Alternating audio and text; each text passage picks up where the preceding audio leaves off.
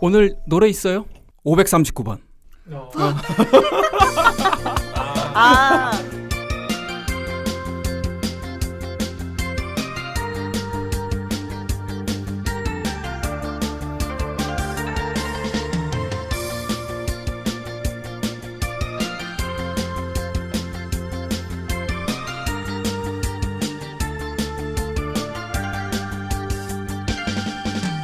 별빛이 흐르는 다리를 건너 바람 부는 갈대 숲을 지나 언제나 나를 기다리던 너의 아파트 그리운 마음에 전화를 하면 아름다운 너의 목소리 언제나 내게 속삭이던 너의 목소리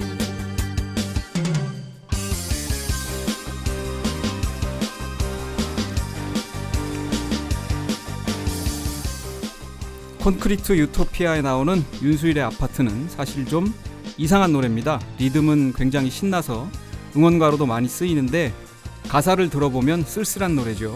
이유는 잘 모르겠습니다만은 7, 80년대에는 이런 노래들이 많습니다.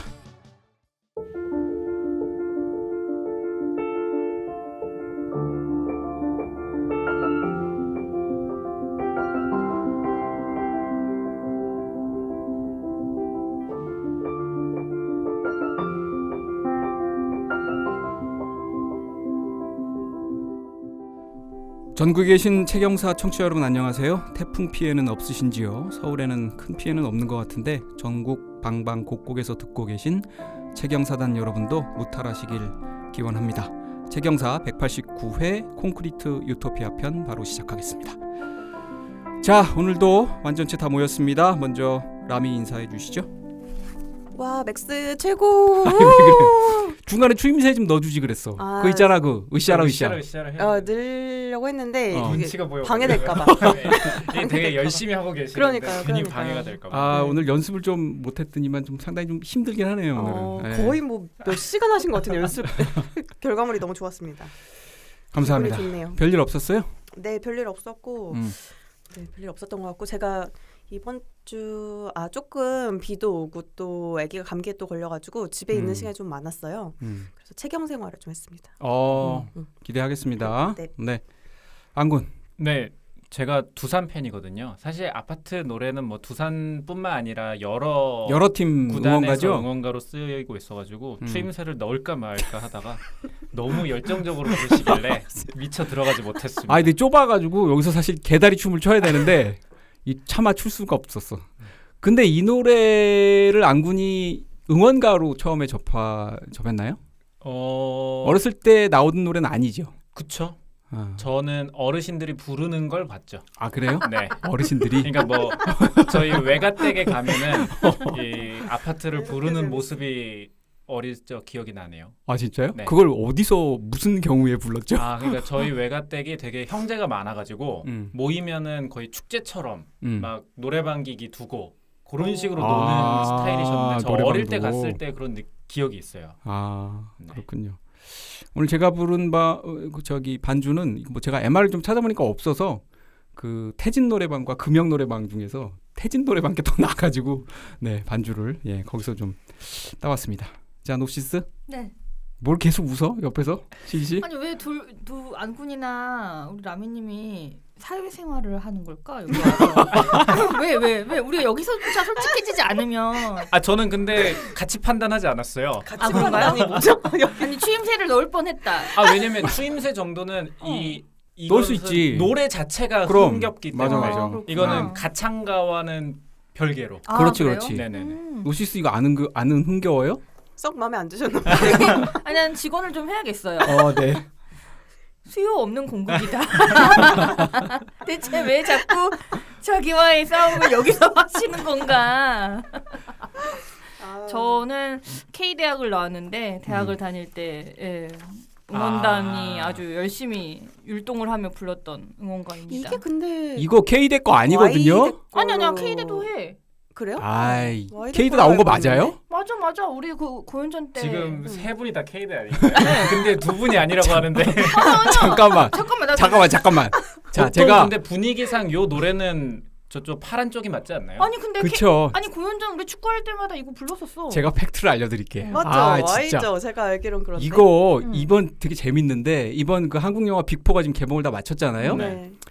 이게 일종의 그 OST 고연전이 지금 펼쳐지고 있는데 밀수에서 그 무인도가 나와요. 무인도는 그게 저기 K대의 맞죠. 엄청난 응원가잖아요. 그리고 아파트는 Y대의 응원가예요. 아니야 나 지금도 기억나요. 제가 공사학번인데 아니 이거 박주영 선수가 나오던 고연전 축구 경기에서 이 노래를 불렀던 기억이 납니다. 이건 명백하게 Y대의 응원가고요. 어머 연대 응원가네? 그럼 나는 이거를 왜 불렀어? 어처구니가 없네. 신나니까 부르는 거죠. 너무 신나니까. 웃겼던 거죠. 나 이거 불렀던 기억이 나. 그래서 밀수가 류승환 감독은 뭐 고연전, 명고전 이런 거 관계가 없지만 사실은 그 외운회강의 강혜정 대표가 고대 출신이거든요. 그런 거 보면 이제 무인도가 강혜정 대표 때문에 들어갈 거는 택도 없는 얘기고 어쨌든 다만 어쩌다 보니 들어가서 이번 한국 영화 빅4는 이렇게 대결이 세상에. 이제 응원가 대결이 펼쳐지게 됐다. 나 여태까지 우리 응원가인 줄 알고 부르고 있었네.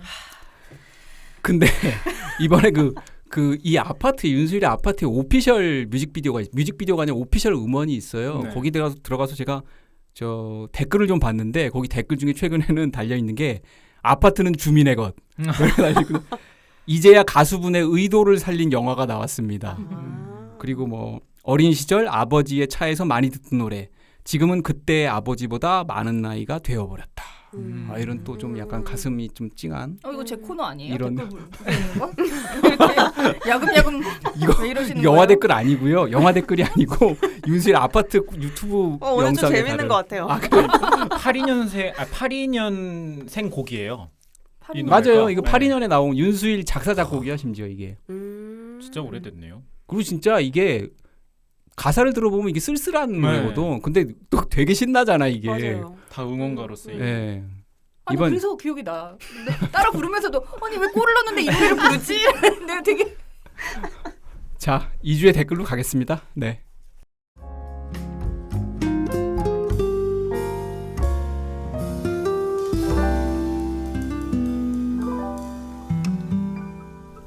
네, 그 제이드님께서 가장 먼저 달아주셨습니다.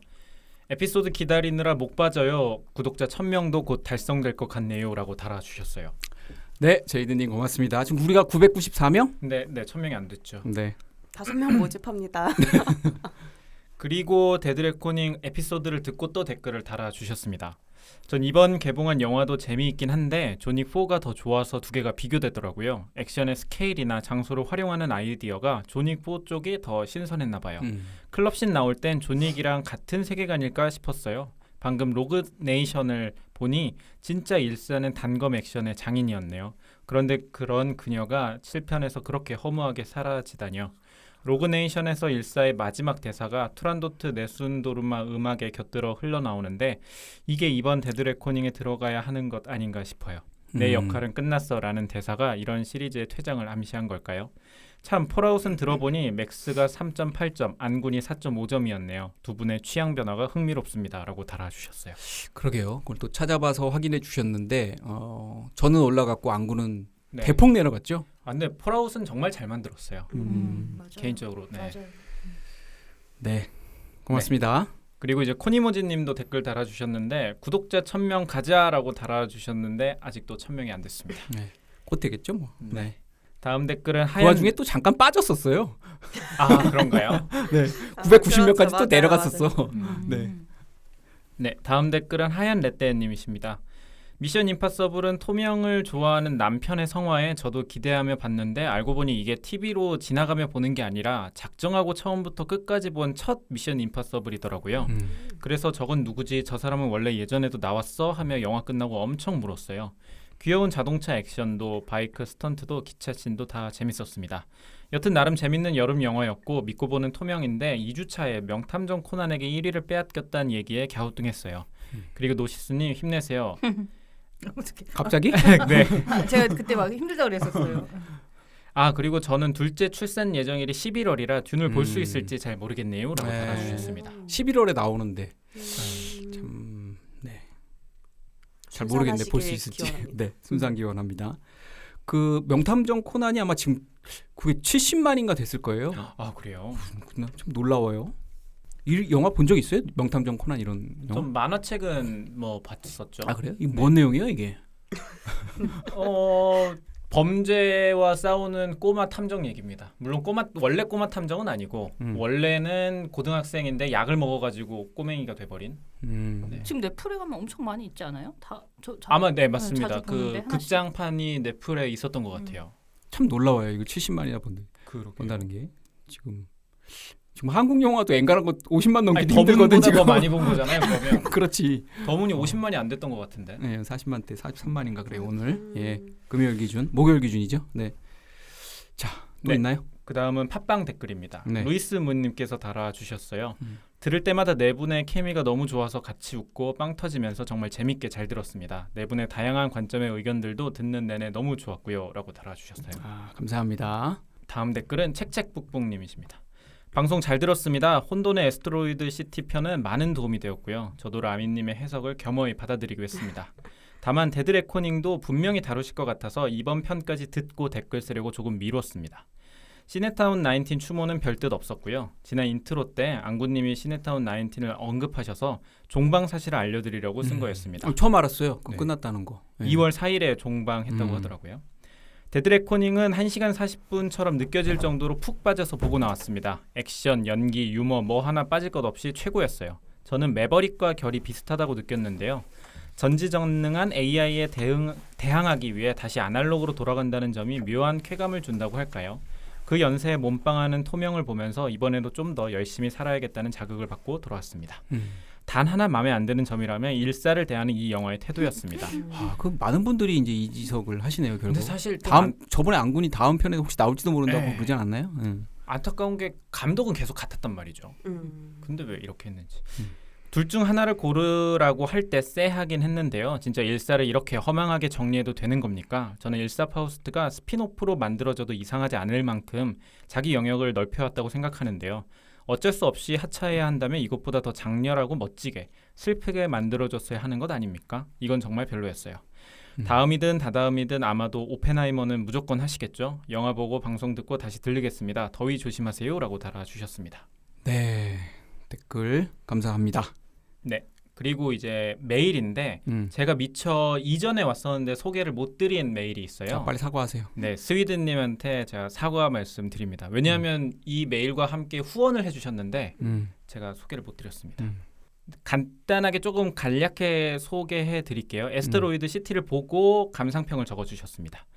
안녕하세요. 늘 방송 재밌게 잘 듣고 있습니다. 항상 듣기만 하다가 최근 재밌게 본 에스테로이드 시티를 다루셔서 처음으로 메일 보내봐요. 저는 웨스 앤더슨 감독의 오랜 팬인데요. 이번 작품은 전작인 프렌치 디스패치에 이어서 다시 한번 삶과 예술의 관계에 대해 다뤘다는 점에서 굉장히 흥미로웠습니다.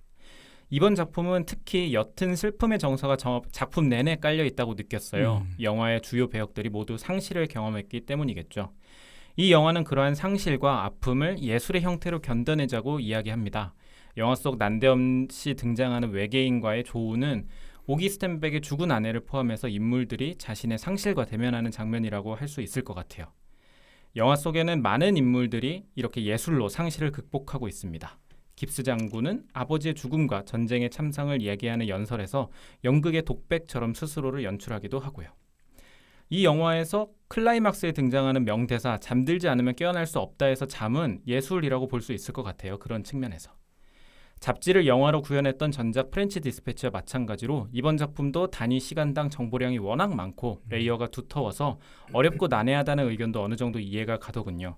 그래서 저는 처음 봤을 때도 재밌었지만 두 번 보고 나니까 더 큰 감동을 느낄 수 있었습니다.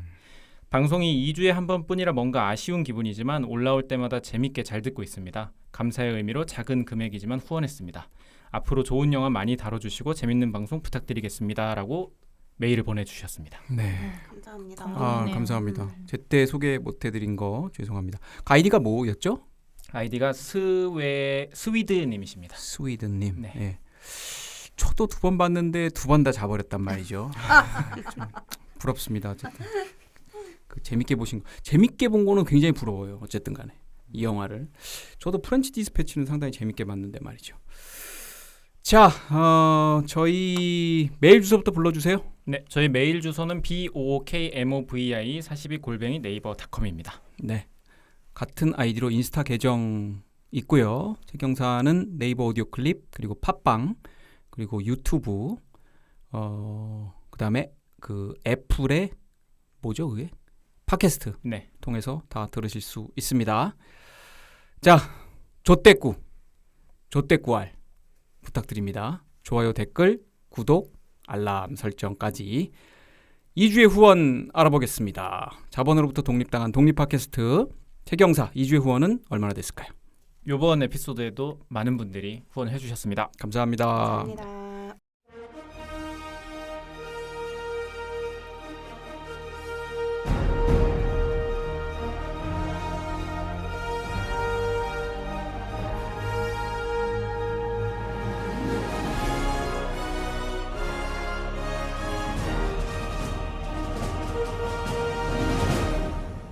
가장 먼저 일사 레스트 인 피스 책북님께서 5,000원 후원해 주셨습니다. 고맙습니다. 그리고 파워파워님께서 7,777원 후원해 주셨습니다. 파워파워님 고맙습니다. 진짜 되게 좋아하시는 것 같아요. 네. 그리고 마지막으로 제이드님께서 5,000원 후원해 주셨습니다. 네, 제이드님 감사합니다. 자, 계좌번호 알려주세요. 네, 저희 후원 계좌번호는 카카오뱅크 3333203435-766입니다. 네. 자, 두 번째 코너로 가겠습니다. 저희 멤버들이 2주 동안 이번엔 2주가 좀 넘었죠. 영화 개봉 시기하고 맞추느라고 그랬습니다. 2주 동안 읽은 책과 본 영화 소개해드리는 2주의 책영생활입니다.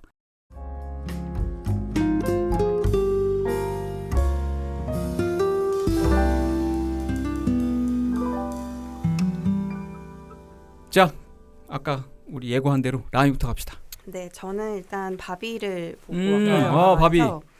저 되게 재밌게 봤어요. 아, 그래요? 네, 그리고 또 보고 싶다는 생각도 들었고, 제가 생각한 바비는 조금 영화 실제 나온 것보다 가벼울 거라 생각했거든요. 근데 그보다 좀 더 무거웠고 나와서도 생각할 거리도 많고 되게 너무 예쁘더라고요. 영화가. 영화가 예쁘다. 많고, 네. 그래서 이래저래 좀 오랜만에 마음에 들었던 영화였습니다.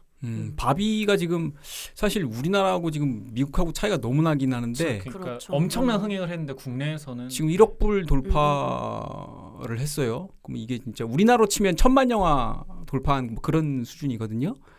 지금 미국에서 그 1억 불을 넘어선 영화의 감독이 전부 다 해서 28명이에요. 다 남성이죠. 모두 남성인데 지금 그레타 거윅이 29번째일 테면 1억 불 클럽에 가입하고 첫 번째 여성 감독이 됐습니다. 이해는 잘 안 가요. 이게 어떻게 1억 불 넘는지. 네. 저도 이거 다시 봐야 될 것 같긴 한데. 저 다시 봐도 너무 재밌을 것 같아요. 근데 같아요. 굳이 다시 볼 때 극장에서 볼 필요는 없을 것 같아요. 그렇지 네, 않아요? 맞아요. 그냥 집에서 TV로 봐도 충분히 네. 재밌지 않을까. 그리고 네. 제가 보이즈 어프레이드를 올라왔더라고요. 어디 올랐어요? 시리즈온에 올라왔는데 또 역시 비싼 돈을 주고 대여했습니다. 네. 아마 그리고 아까 1억 불이 아니라 10억 불이에요. 10억 불인가요? 맞아. 네. 빌리언. 맞죠? 빌리언 클럽. 네. 그래서 봤는데 맥주님 이 영화 어떻게 보셨어요? 난 뭐 안 괜찮게 주무셨어요? 봤어요. 안 잤는데 잘 수가 없잖아. 무서워가지고. 전혀 무섭진 않던데. 그러니까 이게 공포가 맞긴 한데 약간 심리적인 그 압박만 있는 영화예요. 그러니까 현실과 비현실 구분이 안 되는 상태에서 맞아. 계속 진행되는 영화인데 너무 길어요. 제가 좀 길긴 해. 보기가 2시간 반인가? 힘들었습니다. 거의 3시간 가까이 되더라고요. 그래서 저 혼자 봤는데 집에서 혼자 봤는데 저는 중간에 한번 끊었고 막 영화가 별로다 이런 느낌은 아닌데 아리스토도 웨스 앤더슨처럼 너무 멀리 가버리는 걸까라는 생각이 좀. 초반 어때? 초반 좋지 않아요? 그 이상한 데서 막 뛰어나와가지고 막 가게 갈 때도 막 살 떨리면서 가야 되고. 그 초반에 너무 재밌었어요. 그치, 이 편집도 설정이 좋고. 너무 신기하고 그리고 연기 너무 잘하잖아요. 그래서 기대를 했는데 뒤로 갈수록 무엇을 이야기하고 싶은지 잘 모르겠고 그러니까 공포를 기대하고 보는 영화는 아닌 것 같아요. 공포 영화는 아니긴 해. 초반에 좀 되게 기대가 많이 되는데 후반으로 가서 이게 약간 뭐 이상해 뭐 코미디가로 가기도 하고 막 하여튼 왔다 갔다 하는 좀 그렇죠. 예. 그리고 제가 이 영화에 실망을 해가지고 유전을 다시 봤어요. 네. 좀 약간 힐링이 됐어요.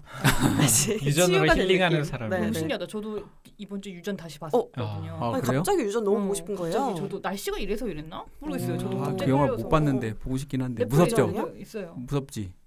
무섭나? 근데 아니 제 생각에는 미드소마를 보셨으니까 유전은 괜찮을 것 같아요. 괜찮아요? 맞아요. 네.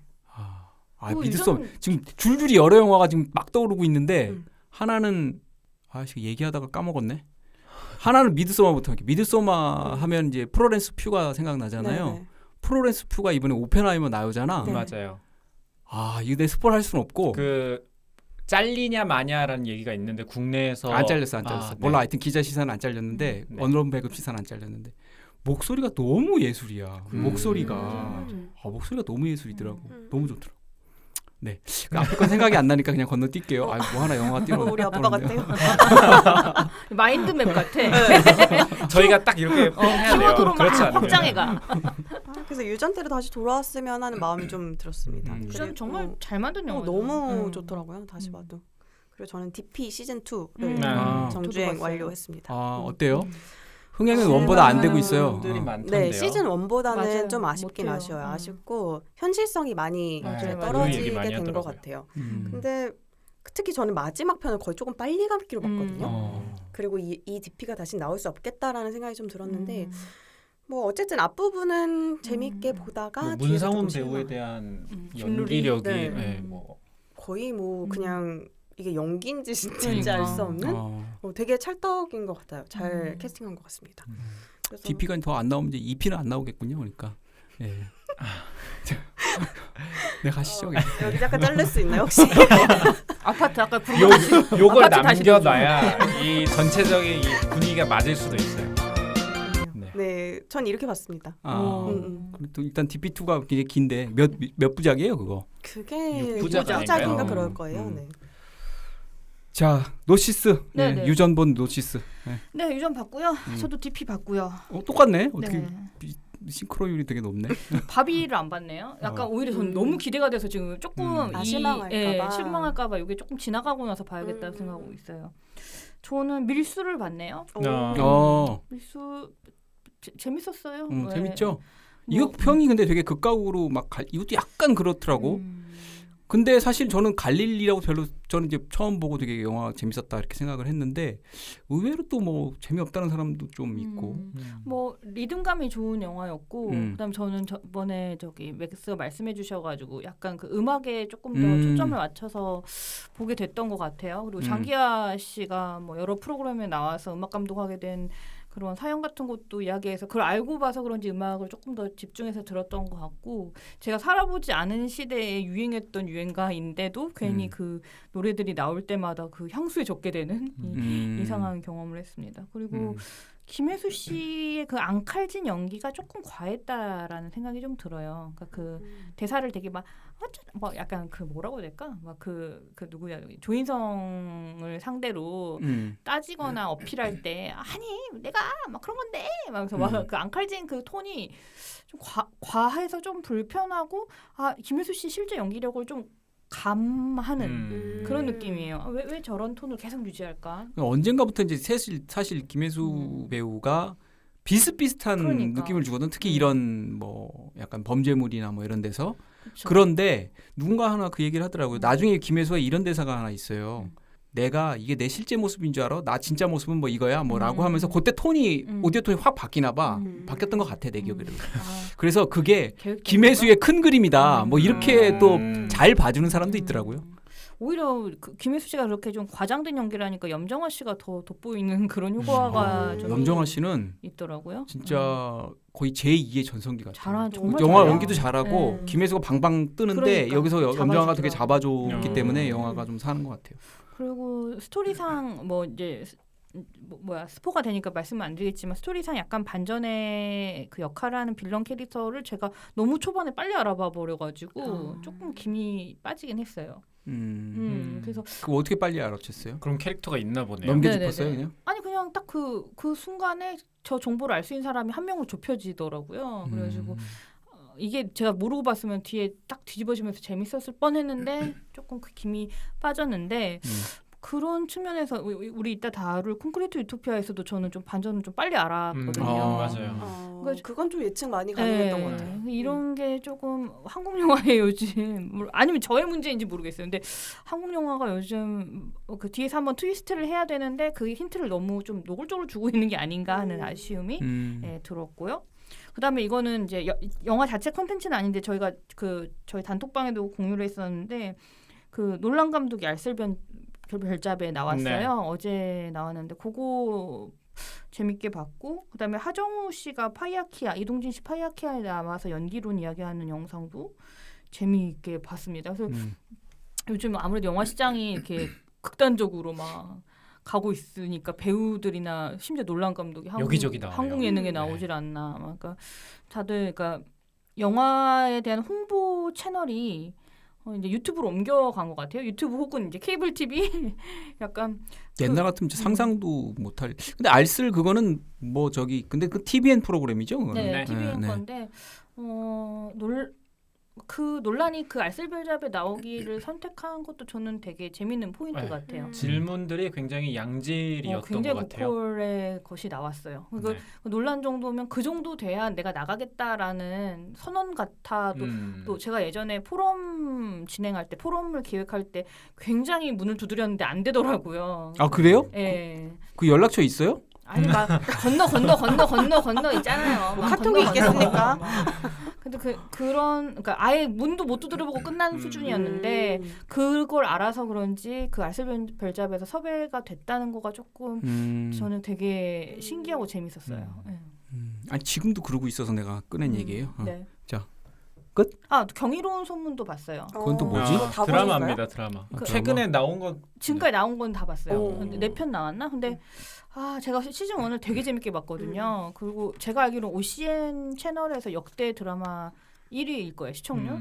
근데 그러다 보니까 이번에는 TVN으로 옮겨가서 채널은 그리고 전 티빙으로 보고 있는데 그래서 시즌 1 때 워낙 아무도 예상하지 못하는데 터져가지고 시즌 2에서 빌런으로 거시기 누구야? 강기영 배우도 나오고 김희열아 배우도 나오고 되게 빵빵하게 보강을 했는데 시청률은 시즌 1보다 안 나오고 있더라고요. 재밌나요? 시즌 1? 시즌 1 이게 아마 웹툰 원작인가일 텐데 그 묘한 재미가 있었는데 오히려 2에서는 너무 확장하고 너무 빌런도 막 많아지고 막강해지니까 힘의 균형이 좀 깨져서 재미 없어지는 부분이 좀 있어요.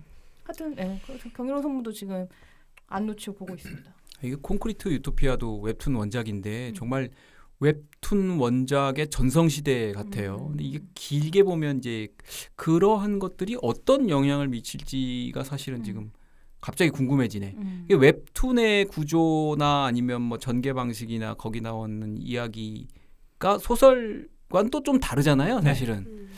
그래서 그런 것들이 개인적으로 직무유기라고 생각해요. 어떤 면? 누구의? 그러니까 이 영화 창작자들 아이디어를 계속 가져오는 거.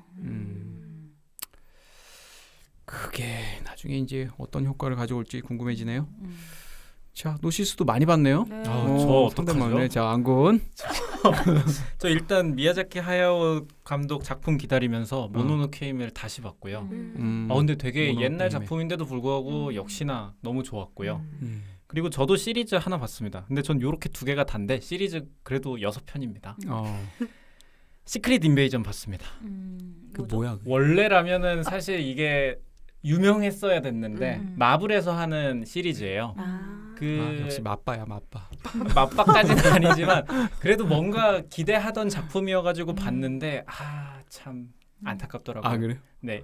워낙 쟁쟁한 배우들이 등장하기 때문에 재밌어요. 일단 누가 나오는데? 일단 닉 퓨리 나오고요. 그 다음에 그 상대 그러니까 영국 쪽 정보원으로 저희가 예전에 다뤘었던 그 더 페이버리데 그 여왕 역할 나왔던 누구죠? 올리비아 콜맨? 네, 올리비아 콜먼도 나오고 그 다음에 외계인 역할로 나오는 사람이 저기 뭐죠? 오스트리아에서 되게 유명한 배우라던데. 왜 자꾸 퀴즈 내는 거죠? 하여튼 그렇게 등장하는데 탈로스 역의 배우가 누구냐면 벤 맨델슨입니다. 하여튼 요분도 되게 그 미드에서 유명하시다고 하더라고요. 그래서 연기를 보는 맛은 있는데 보면 볼수록 이거 그냥 영화로 나왔으면 재밌을 것 같은데 이걸 왜 6편이나 늘려놔가지고 CG도 별로고 하는 생각이 들었습니다. 영화 그 스토리 자체는 굉장히 재밌어요. 이 스크롤이라는 종족이 얼굴을 베껴가지고 그 사람 역할을 할 수 있는 건데 어벤져스 멤버 중에 한 명이 스크롤인 거예요. 뭐 하여튼 그런 내용이어가지고 스토리는 참 재밌게 볼 수 있는데 포스터가 되게 참신한데요? 네, 맞습니다. 그 인물들 뒤로 외계인이 비추는. 네, 그리고 얼굴을 바꾼다는 그걸 살려가지고 칼로 그는 듯한. 맞습니다. 굉장히 신선하네요.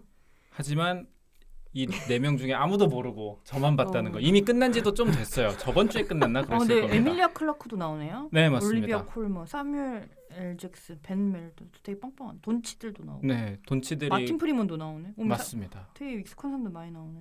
근데 아무도 안 보셨으니까요. 네, 지금 알았네요. 좋은 있는지도 정보 몰랐네. 저는 딱 이렇게 그거다. 봤습니다. 좋은 정보 감사합니다. 네. 자, 그리고 네. 저희 메일로 그 돌고래 출판사에서 책 하나를 추천해 주셨어요. 이거를 저희가 아직 미처 읽지는 못하고 소개해 주셨던 악인의 서사라는 책을 저희가 그 관심 있게 보고 있다 정도는 공유 드릴 수 있을 것 같아요. 네. 제가 그 책이 이제 나온 지 얼마 안 됐어요. 그래서 저도 서평에서는 보고 봤는데 뭐 재밌을 수는 있겠다. 워낙 악인의 빌런의 서사라는 거는 네. 영화에서도 굉장히 우리가 뭔가 얘기해 볼 거리가 있어서. 근데 저게 또 책이 좀 공저더라고. 맞습니다. 이렇게 되면 9명이나 됩니다. 약간 왔다 갔다 할 가능성도 좀 있고 결이 안 맞을 가능성인데 어쨌든 저희가 그래도 관심을 갖고 한번 볼 생각입니다. 어쨌든 제안 주셔서 너무 감사합니다. 저희가 책을 안 한 지도 꽤 돼가지고요. 네. 자, 이게 그거인가 보다. 우리가 물고기는 존재하지 않는다 다뤘잖아요. 네. 지금 출판사 서평 보니까 물고기는 존재하지 않는다도 여기서 다뤘지나 봐요. 그러면 책이 안에서요? 거기 나온다고? 네. 그래서 저희랑 약간 링크가 돼서 그 출판사에서 연락이 왔던 거 아닐까 싶네요. 청취자라시 네. 것 같은데. 청취자 연락이 네. 잘 듣다가 최경사랑 잘 어울릴 것 같아서 뭐 이렇게 제안을 주셨다는 겁니다. 저는 콘크리트 유토피아 책을 봤습니다. 책. 네. 뭐 금방 술술 읽히더라고요. 그렇게 얇은 책은 아닌데. 그러나 이 영화 내용하고는 사실 아무 상관도 없다는 거. 그냥 제목만 가져왔지. 물론 이 배경을 알고 보면 뭐 더 좋긴 하겠지만 꼭 이 책을 영화와 관련해서 볼 필요는 없을 것 같아요. 네.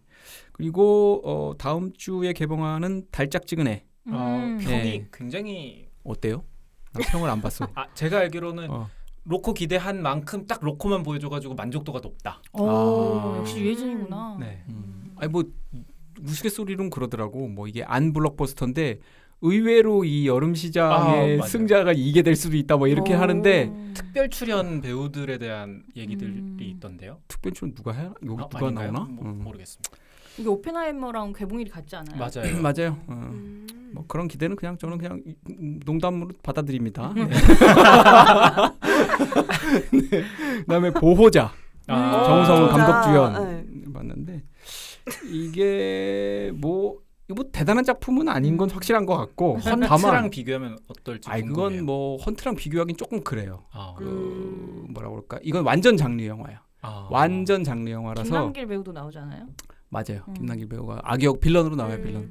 근데 한 2씬 정도가 굉장히 눈에 띄더라고요. 액션 씬인데 2씬이 되게 새롭다. 저런 액션 씬. 저런 거 어디서 본 적 없는 것 같은데 약간 그래서 정우성이 액션 배우로서의 정우성 장르 영화다. 그리고 좀 그런 걸 기대하면 그래도 지루하지 않게 볼 수 있는 영화인 것 같아요. 그리고 이건 최경사에서 조금 언급을 해야 될 것 같은 영화인데 강변의 무코리타. 뭔 말이죠? 강변에 있는 무코리타가 이게 불교 용어인데 48분을 얘기하는 거예요. 시간으로. 근데 이게 내가 왜 얘기하냐면 최경사고 이게 그 영화 뭐야 우리 라민 알아야 되는데.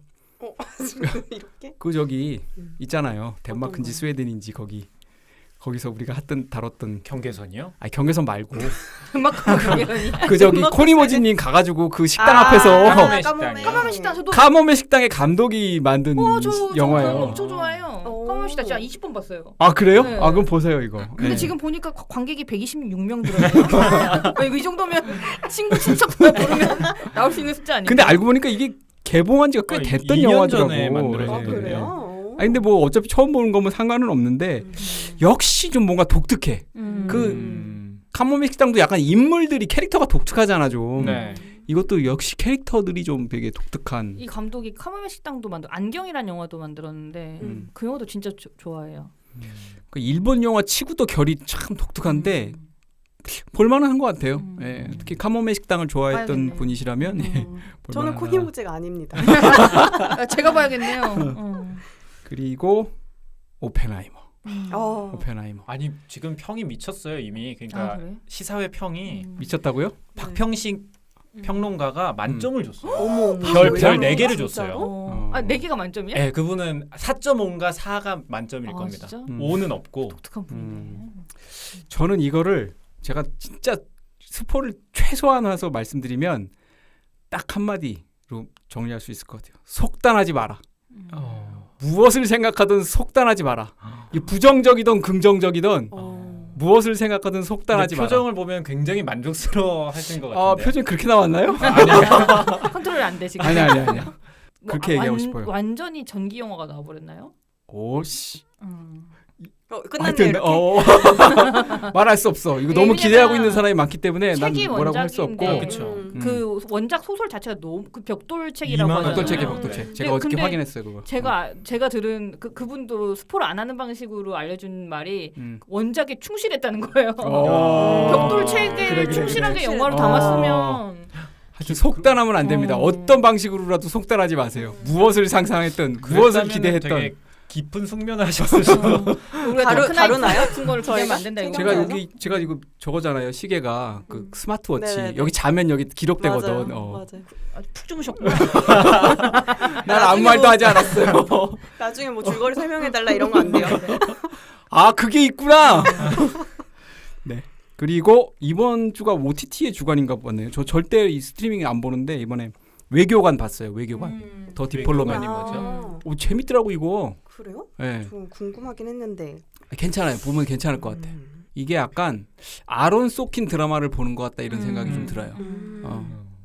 그래서 뭐 그냥 한 편을 그냥 한번 슬쩍 봤다가 보고는 싶었어요. 이게 어떤 내용인지. 근데 외교관 얘기를 다루고 있지만 되게 정치 드라마적인 성격이 되게 강해서 재밌게 볼 수 있습니다. 이게 한 6, 7편인가 되는 것 같은데. 8부작이네요. 다 보셨어요? 아직 지금 5편 보고 있나 뭐 그래요. 근데 또 특히 이제 이게 뭔가 뭐 이거 뭐 페미니스트 뭐 이런 드라마는 전혀 아니긴 한데 여자 유지로 들어가는 스토리거든요. 그래서 뭐 근데 그 여자 캐릭터가 굉장히 전형적인 여성과 또 좀 달라요. 본인이 되게 남편보다 훨씬 또 이렇게 스트롱하고 그런 느낌이라 재밌게 볼 수 있는 그런 드라마인 것 같습니다. 요건 뭐 개인적으로 추천드립니다. 자, 길고 긴 2주의 책영 생활을 마치고 드디어 저희 메인 코너로 가겠습니다. 책영사의 선택입니다. 책과 영화 사이에 책영사. 자, 올여름 한국 영화 빅4 중에 책영사의 선택은 바로 콘크리트 유토피아가 되겠습니다. 개봉 직후부터 밀수를 밀어내고 사실 근데 이게 지금 비공식 작전하고 더문이 개봉과 동시에 1위를 못 찍었어요. 떨어졌어요. 사실은. 그리고 게다가 엘리멘탈 진짜 놀랍습니다. 지금 3위 하고 있어요. 700만 가겠어요. 엘리멘트를 왜 안 했을까요, 저희는? 그 내가 얘기했는데 그 라미가 별로 관심 없어 했던 것 같은데. 그지? 관심 없었지? 아니에요. 제 기억은 다른 장녀 것 이야기 같은데. 하면서 아, 달라? 네, 관심 가졌는데 어. 맥수님이 반응 없으셨어요. 내가? 네, 저도 그렇게 기억합니다. 진짜? 네. 그런가 보지 뭐. 기억은 안 나네. 어쨌든 나는 봤는데. 네. 어쨌든 그렇고 근데 뭐 주말 성적이 이제 나와야 되니까 이제 흥행 여부는 판가름이 날 것 같고. 근데 사실 그 밀수의 이틀 성적에는 조금 못 미쳐요. 밀수가 53만이거든. 근데 우리 40만대니까. 그리고 다음 주 오펜하이머가 개봉하기 때문에 이게 흥행 성적은 예측이 굉장히 어렵다. 지금 오펜하이머가 예매율은 1위다. 30%가 넘더라고요. 네. 안될 것 같은데. 그래요? 안 끌려 생각보다. 근데 사람들이 잘 모르고 다크나이트인 일단은 줄 다 알고. 볼 것 같아요. 느낌상. 근데 아마 이제 그렇게 갔던 사람들이 이제 평점 이제 그러니까, 샥 깔면서. 가지마. 내가 그래서 이게 스포를 하나 이걸 굉장히 지금 막 입이 간질간질한데 그러시면 안 참아야겠죠? 됩니다. 네. 참겠습니다. 끝나고 말해주세요. 근데 많은 사람을 위한 스포가 있긴 해요. 이거를 과연 근데 스포일러는 많은 사람을 위할 수가 없죠. 아니야. 근데 이건 많은 사람을 위한 왜냐하면 IMAX가 한정적이기 때문에 많은 사람을 위한 그런 이것도 스포 이것도 스포예요? 근데 IMAX로 봐도 되냐 봐야 되냐 그 정도는 좋은 정보지. 정보. 저는 이 영화가 꼭 IMAX로 안 봐도 된다고 생각해요. 되게 저 스스로도 의외였어요. 그런 결과가. 나는 이걸 IMAX로 보고 싶다는 얘기를 올 초부터 하고 있었으니까. 그 자는 데는 다 잔얘기 IMAX와 하지 말고. 사실 자기 힘들어요. 그러니까 왜냐면 의자가 이게 각도가 오히려 있어가지고 시끄러워 IMAX가. 템퍼 추천인가요? 아예 처음부터 누워서 하여튼 이걸 굳이 IMAX에서 꼭 봐야 되느냐 하면 그렇지는 않은 것 같다. 그 저기 개봉일에 앙군이 빨리 보고 와서 말해줘요. 15일 보고 알겠습니다. 나서. 네. 근데 이게 나중에 예매했어요? 아니요 아직 못했어요. 일단 IMAX가 지금 못해요. 28일까지 끝났다는데. 맥스님만 안 좋을 수도 있어요, 평이. 맞아요. 요즘 저희가 좀 갈린다고요, 의견이. 난 평을 안 좋게 한 게 아닌데? 그래요? 그렇잖아. 속단하지 마라. 아니, 잠을 잤는데. 나 잠잤다는 얘기도 안 했어요. 아. 지금 저기 노시스가 몰고 가고 있는 거지. 왜 약간 스마트워치 이야기 왜 있죠? 아니 스마트워치에 그런 기능이 있으니까 잤는 안 난지는 거기 열어보면 알 수 있다 그런 알 수 얘기고. 있다. 그럼 나중에 공개해 주시는 건가요? 그 에피소드 때 그게 과연 잡는 몇 건지 시간 잤는지. 스포는 절대 안 했습니다. 네. 속단하지 마라. 그 다음에 꼭 IMAX로 안 봐도 된다. 그러니까 뭐 보러 가셔라. 다른 거 안에서 또 마음 놓고. 이제 어디까지 한 거야? 논란이 우리 거 듣는 것도 아닌데 뭐. 그래 말이야. 이렇게 눈치를. 아니 나는 원래 스포 막 하는 사람이잖아요. 근데 하도 스포한다고 뭐라 그래가지고 내가 누가? 다른 멤버들이. 일단 이건 봐야 되니까 스포 안 되는 게 좋죠. 저희는 맥스님 욕 먹을까 걱정돼서. 오케이. 자, 이 영화는 지금 이 영화는 콘크리트 유토피아입니다. 오펜하이머를 의미하고 있네. 네. 지난해 여름 시장 승자죠. 네, 한산. 롯데 엔터테인먼트가 투자 배급하고 아까 우리가 한참 얘기한 DP를 만든 클라이맥스 맞습니다. 스튜디오하고 BH 엔터테인먼트가 공동 제작한 영화입니다. 그것보다는 사실 잉투기 그리고 가려진 시간을 만든 그 두 영화는 다 사실 흥행의 재미를 못 봤기 때문에 대부분의 사람들이 모를 엄태구의 형 배우 엄태화 감독의 세 번째 장편 영화고요. 저는 사실 이게 클라이맥스에서 하고 뭐 롯데 이 정도 돈이 들어간 영화면 당연히 이제 연출을 맡겼겠거니 이렇게 생각했는데 물어보니까 엄태화 감독이 본인이 기획을 들고 왔다고 하더라고요. 예. 그리고 사실은 뭐 이병헌이 주연이죠. 근데 지난해 텐트폴 영화 중 하나가 재난 영화가 있었잖아요. 항공재난 비상선언. 근데 똑같이 또 이번 재난 영화에 이제 이병헌 씨가 나오는 거고 이게 상업 영화 제 개인적으로는 상업 영화 텐트폴 영화의 특징을 갖고 있긴 한데 블랙 코미디 스릴러 드라마 이런 요소들을 다 갖춘 올여름 유일의 사회파 영화다 이렇게 얘기를 드리고 싶습니다. 자, 안군의 비하인드로 바로 가겠습니다.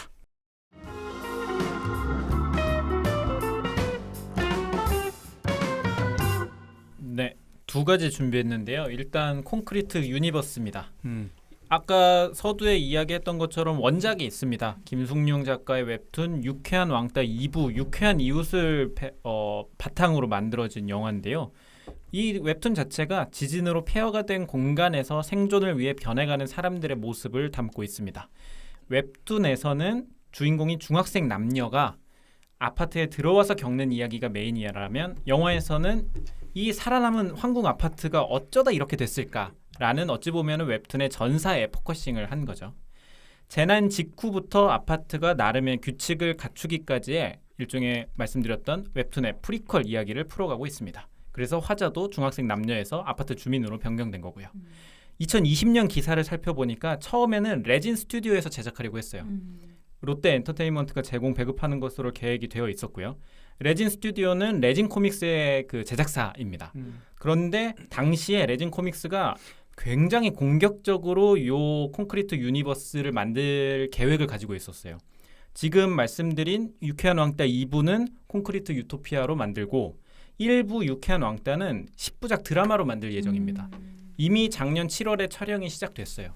그래서 아마도 올해 하반기에 공개가 될 예정일 것 같더라고요. 그리고 이 세계관을 공유하는 콘크리트 마켓 이라는 드라마 7부작도 준비가 되어 있습니다. 그리고 이 콘크리트 유토피아, 콘크리트 마켓 이후의 이야기를 다룬 영화 황야도 준비되어 있어요. 마동석 나오죠? 맞습니다. 그리고 감독은 허명행 감독이 처음으로 메가폰을 잡죠. 허명행 감독이 그게 처음은 액션. 아닐 거예요. 왜냐하면 범죄도시 4도 허명행 감독이 감독을 해요. 무술 감독이. 네, 그래서 두 개 중에 뭐가 먼저 나올지는 네. 모르겠지만 어쨌든 네. 연출을 하신다. 네. 입니다. 근데 이게 사실은 뭐 세계관을 공유한다고는 하는데 일단 이 연출자나 뭐 감독 배우 다 달라요. 세계관 공유에 관심이 없고 일단 콘크리트 유토피아에 그리고 이게 클라이맥스 스튜디오 얘기로는 뭐 이게 느슨한 적이기 때문에 특별히 뭐 이거하고 저거하고 막 연결되고 그런 건 아닌 것 같아요. 네. 네, 두 번째로 준비한 건 콘크리트 유토피아가 어떻게 만들어졌는지를 조금 더 구체적으로 준비를 해봤는데요. 이야기했던 이 레진 스튜디오가 레진 엔터테인먼트로 독립합니다. 그리고 이름을 클라이맥스 스튜디오로 변경하죠. 그리고 그 독립하고 변경한 지 같은 해 6월에 SLL에 인수가 됩니다. SLL은 스튜디오 룰루랄라고요. 중앙그룹 산하의 콘텐츠 제작사예요. 그래서 SLL 산하로 들어가서 클라이맥스 스튜디오라는 이름을 달고 나온 작품들이 뭐 TVN 드라마 방법, 넷플릭스 지옥, DP, 티빙의 몸값 이렇게 되어 있죠. 그래서 사실 티빙의 몸값이 기존의 그 단편 몸값에서 장편 시리즈로 늘어나면서 뒷부분에 지진이 나오거든요. 그래서 이게 콘크리트 유니버스에 속하는 것 아니냐라는 얘기도 돌았는데 그건 아니라고 제작사가 얘기를 했더라고요. 여튼 다시 요 콘크리트 유토피아 얘기로 돌아가면 시나리오를 읽은 BH 엔터테인먼트 대표가 너무 욕심이 나서 본인 생각으로는 시나리오에 나와 있는 모든 캐릭터를 BH 엔터테인먼트 배우로 하고 싶다는 생각이 들었대요. 그런데 최종적으로는 3명이 합류를 합니다. 이병헌, 박보영, 박지우 이렇게 합류를 하고 공동 제작으로까지 참여를 하게 되죠. 박지후가 저기구나 BH. 네, 맞습니다. 그렇죠. 집사람은 이번에 딱 보고서는 벌새 그 배우라고 맞습니다. 딱 알아챘다고 그랬는데 나는 벌새를 한 3번 봤거든요. 그걸 못 알아챘어 나는. 진짜요? 난 왜 못 알아챘지? 참 낙담. 네, 그리고 소개해 주셨던 것처럼 감독은 엄태하 감독이고요. 시나리오를 읽고 관련된 아파트를 공부해야겠다라는 생각으로 박해천 교수의 콘크리트 유토피아까지 읽게 됐다고 합니다. 그래서 요 제목 괜찮겠다 싶어가지고 가제로 세영했다가 이 제목 자체가 주제적으로 맞닿아 있다는 판단을 해서 저자한테 연락해 허락을 받고 제목으로 사용했다고 합니다. 영화 만들 때는 이게 재난 상황이다 보니까 빛에 대한 고민이 굉장히 많았다고 해요. 왜냐하면 어쨌든 전기가 다 나가고 그런 상황에서 어둠을 어떻게 표현할지 여러 가지 아이디어를 많이 사용해봤다고 하네요. 뭐 플래시에다가 페트병을 껴보기도 하고 자동차 배터리를 가져와서 전기를 직접 만들어 써보기도 했다고 합니다. 그리고 영화에 등장하는 아파트는 실제 규모의 건물을 건축 시공으로 제작했다고 합니다. 물론 15층짜리를 다 지을 수 없으니까 3층까지 제작하고 그 나머지는 후반 CG 작업을 통해서 15층을 완성시켰다고 해요. CG 제작은 그래서 2년 정도의 시간이 들었다고 합니다. 뭐 이런 그 배경뿐 아니라 대지진 이후에 폐허가 된 모습이라든지 뭐 아파트 단지 곳곳을 디테일을 살리는 데 주력을 했다고 합니다. 여기까지입니다. 네. 혹시 엄태하 감독에 대해서 더 얘기해 주실 게 있을까요? 그냥 81년생이다. 네. 이번 빅4 중에 유일한 80년대생. 네, 40대. 네, 그리고 이 엄태하 감독의 그 필모그래피를 보면 좀 독특한 게 눈에 띄는 게 있는데 뭐냐면 마녀에서 스토리보드를 했어요. 마녀의 스토리보드. 근데 물어봤지. 스토리보드를 했다는 게 뭘 했다는 거인가 보니까 본인이 직접 그렸어요. 스토리보드 그린가. 이 사람이 홍대 광고 디자인 학과를 나왔어요. 그러니까 그림 솜씨가 굉장히 스케치를 있어서 하실 수 있었겠네요. 스케치를 할 수 있는 감독이고 그 다음에 박찬욱 감독의 조연출을 했거든요. 그래가지고 뭐 요번 마케팅 때 박찬욱 감독 GV를 같이 했죠. 맞습니다. 쓰리몬스터라는 이제 옴니버스 영화가 있는데 거기서 이병헌 나오죠. 네, 이병헌이 나와요. 그때 엄태화 감독이 당시에 분마이크를 들었더라고. 근데 이제 무슨 이병헌을 놓고 그 되게 오래가는 롱테이크 씬이 하나 있는데 계속 오케이가 안 나가지고 뭐 18번인가를 했는데 오케이가 안 나가지고 18번 만에 오케이를 딱 됐대요. 근데 보니까 자기가 분 마이크를 거꾸로 들고 있었대. 그래서 사람들이 다 오케이 내가 너무 좋아하는데 이거 어떻게 그래가지고 테이크를 31번인가 갔다고 뭐 네, 그런 얘기를 하더라고요.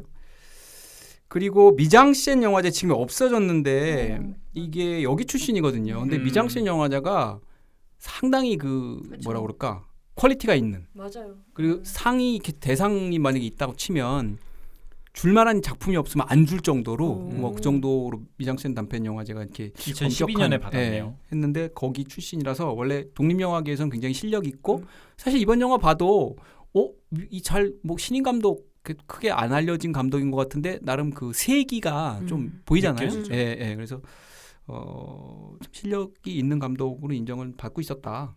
스타일이 강한 자기 맞습니다. 색깔이. 예. 미장센이 원래 또 그런 감독들을 좋아했어요. 아 그래요? 나홍순 감독도 아마 미장센에서 유명해진 감독이고. 자 비하인드는 여기까지 하고요. 우리 또 줄거리 들어야죠. 이번 영화 줄거리가 좀 기대되네. 네, 가봅시다. 라메 시노비입니다.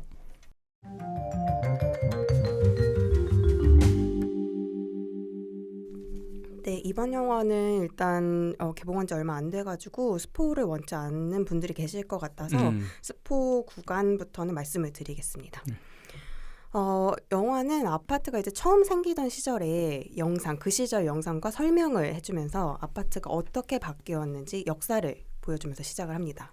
생각해보니 이 아파트를 KBS에서 만들었어요. 그 모던 코리아 팀이 네, 만들었어요. 맞습니다. 네. 참여를 했다고 하더라고요. 딱 그 분위기도 그런 거고. 근데 나는 이거 또 잡설로 약간 세버리는데 그 첫 화면에서 기자가 서가지고 네. 아파트 귀퉁이에 서가지고 저 오늘도 뭐 이렇게 치솟는 아파트의 한 귀퉁이에서 저는 외로움을 느낍니다. 네. 뭐 딱 하는데 와 저런 서정적인 멘트를 저때 스탠드업으로 했단 말이야 이런 생각이 노시스 안 들었어요? 와다다 그 멘트도 깜짝 놀랐어. 저런 멘트가 과연 왜 이 시대엔 사라졌나 방송 뉴스에서 응? 그런 생각 너무 들. 혼낼 거잖아요. 누가 혼내? 그런 생각 자체를 못해 지금은. 하면 하면 혼낼 것 같은데. 진짜? 데스크가 네. 뭐냐 니는. 지금 이 시간 요만치 있는 것 중에 앞부분에 그 문장을 쓴다고 막 그럴 것 같은데. 다시 배워라. 하리꿈이 다시 해야겠다 이러고. 화이팅 기자님도 화이팅. 네, 가시죠. 줄거리 계속 갑시다. 네. 그리고 이제 영화의 배경을 보여주는데 대지진으로 완전히 폐허가 된 도심을 비추면서 영화가 시작됩니다. 도시의 모든 아파트랑 건물들이 완전 처참하게 무너졌고 길거리에는 이제 거기서 탈출하지 못한 빠져나오지 못한 피해자들의 시체가 가득가득합니다. 그런데 그 폐허 속 딱 한 동의 아파트만이 모양을 제대로 유지한 채 서 있습니다. 바로 황궁아파트 103동입니다. 유일한 희망이자 추위를 피할 수 있는 피난처가 된 황궁아파트. 이로 인해서 집을 잃은 많은 사람들이 살기 위해서 여기로 몰려오기 시작해요. 그런데 원래 여기 황궁아파트에 살던 주민들은 같이 살면은 먹을 식량도 부족하고 하니까 자신들의 거주지를 지키기 위해서 외부인들과 전쟁을 선포합니다. 그러면 여기서 황궁아파트 거주민들을 잠깐 소개해드리겠습니다.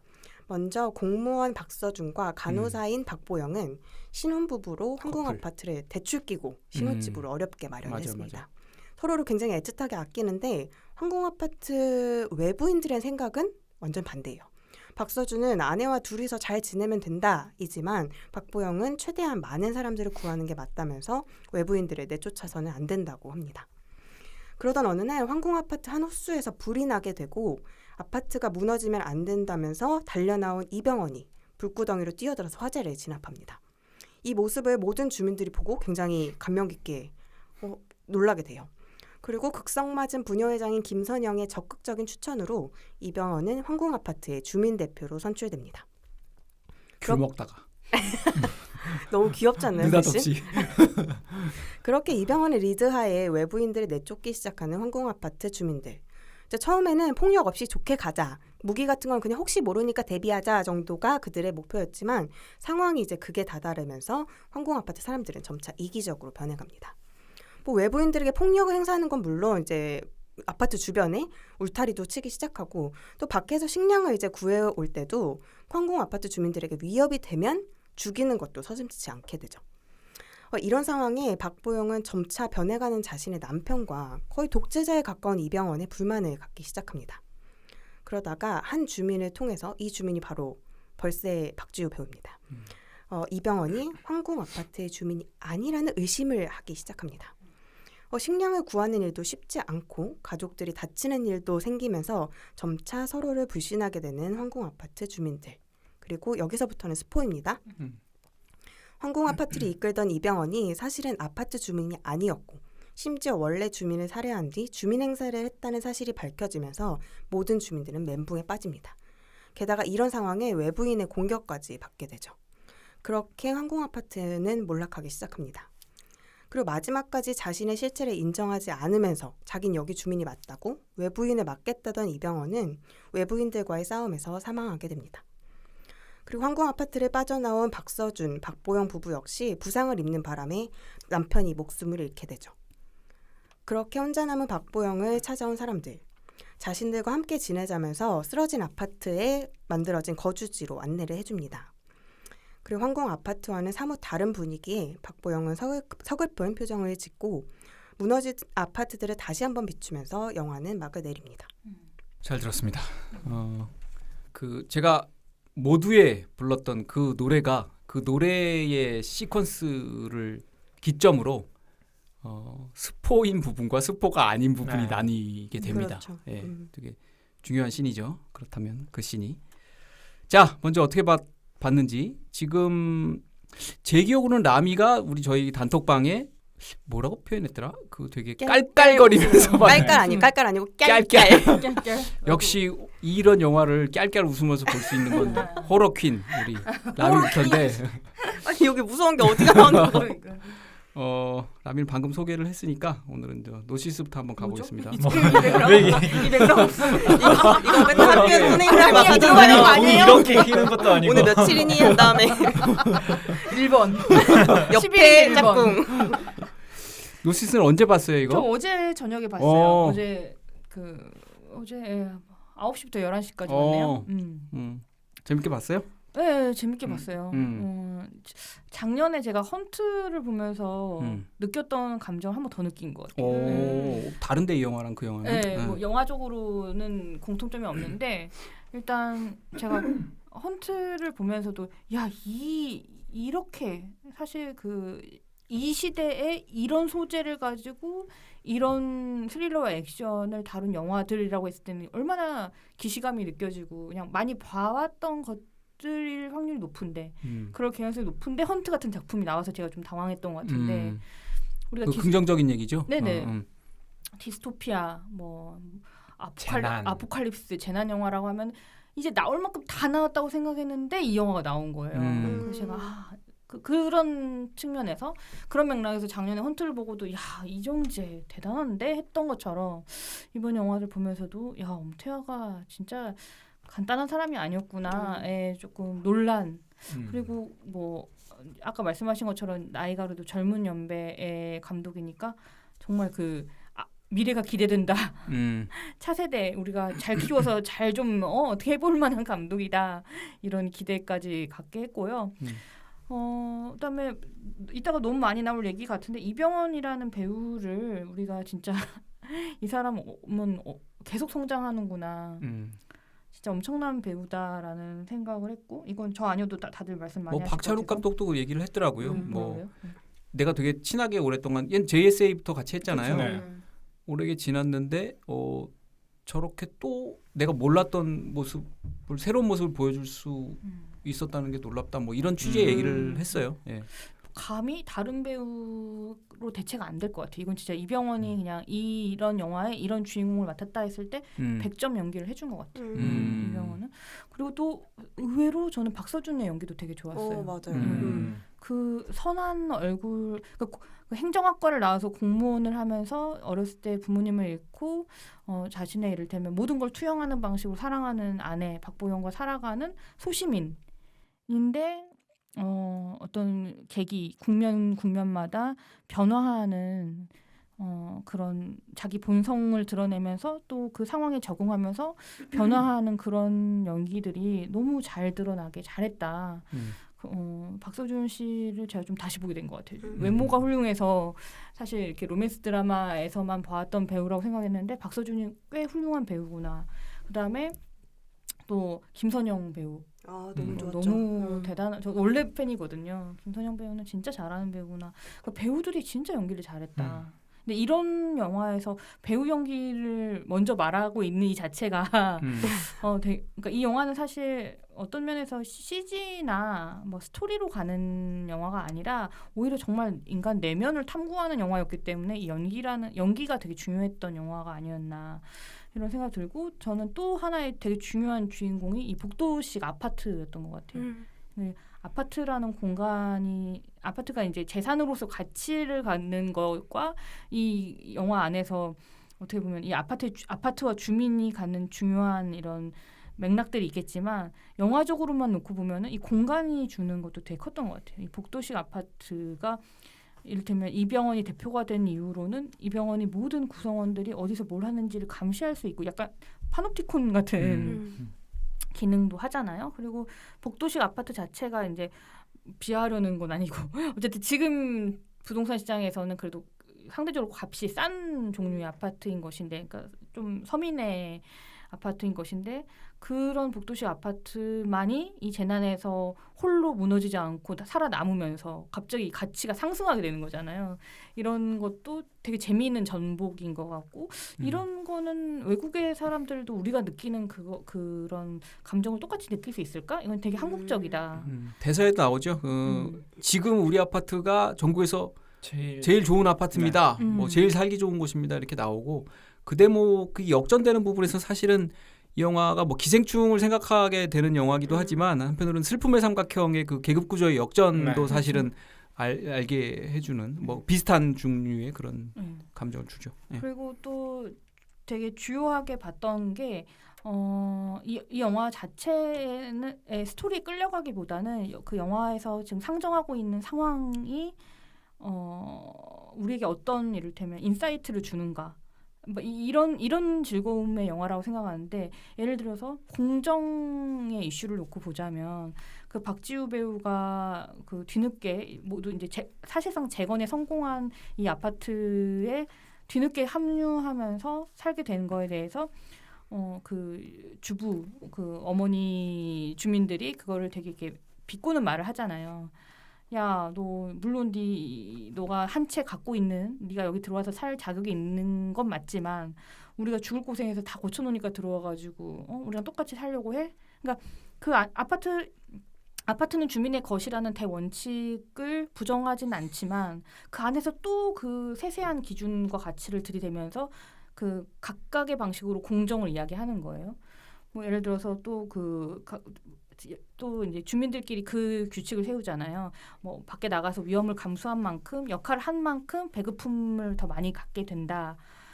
이 규칙은 이를테면 헌법 같은 규칙인 거예요. 가장 상위 체계의 규칙인 것인데 주민 중에 한 명이 그 외부인과 싸우면서 유리가 다리에 이제 박히면서 밖에 나가서 좀 위험한 활동을 못 하게 되고 그로 인해 배급품이 줄어드니까 야 내가 나 좋다고 싸우다가 이랬냐? 나는 지금 어떻게 보면 아파트를 지키려다 다쳐서 못하고 있는 건데 그런 활동 못하고 있는 건데 배급품을 조금 줘? 이건 공정의 가치하고 맞아? 그러니까 계속 그런 질문을 던지는 상황들을 배치하는 거죠. 그러니까 이런 것도 되게 잘 짜여진 극본이다. 이런 생각을 했어요. 그래서 참 내가 어느 포인트에 집중하느냐에 따라서 뭐라 그럴까 생각할 거리가 무궁무진한 그런 영화였다고 생각합니다. 네. 안구는 어땠어요? 일단 저는 이 영화가 만듦새가 최고다라고는 못하겠어요. 일단 저는 한국 영화를 안 좋아하는 이유 중에 하나가 후시 녹음 티가 많이 나요. 이번 영화에서도 첫 들어가자마자 후시 녹음 티가 나더라고요. 그러니까 그 오디오가 하여튼 그런 것 때문에 또 그냥 역시나 그냥 그런 영화인가 싶었는데 영화를 다 그래. 네. 어떤 장면에서는 이병헌이 입을 다물고 있는데 오디오가 들려. 이병헌 그런 대사가 경우가 많아요. 그게 있어요. 그래가지고 하여튼 별로 분위기는 첫 이미지는 안 좋았어요. 근데 다 보고 나니까 어떤 생각이 들었냐면 되게 물론 제가 가지고 있는 레퍼런스가 되게 한정적이어서 조금 제약이 있을 수 있긴 하지만 이명세 감독 생각이 많이 났어요. 김영세 감독? 그러니까 중간중간에 등장하는 뭔가 시각적인 그러니까 비주얼적인 무언가 표현이 되게 클래식하면서 좋은 거예요. 가령 그 뭐야 아파트 외부자들이 이렇게 치고 들어올 때 그런 것도 가장 그거를 그 극적으로 느꼈던 거는 그 아파트라는 노래 부르고 아파트에 이제 사람들의 이 그림자가 이렇게 쫙 하는 그런 비주얼적으로 비춰지는 모습이라든지 혹은 그 사육제 하면서 비주얼적으로 표현하는 그 설명하는 장면들을 보면서 되게 코믹적이면서도 이 이미지를 굉장히 잘 사용하는구나라는 생각이 들어서 나 되게 제가 인정사정 볼 것 없다 보면서 드는 느낌이 딱 드는 거예요. 그래서 뭔가 클래식한데?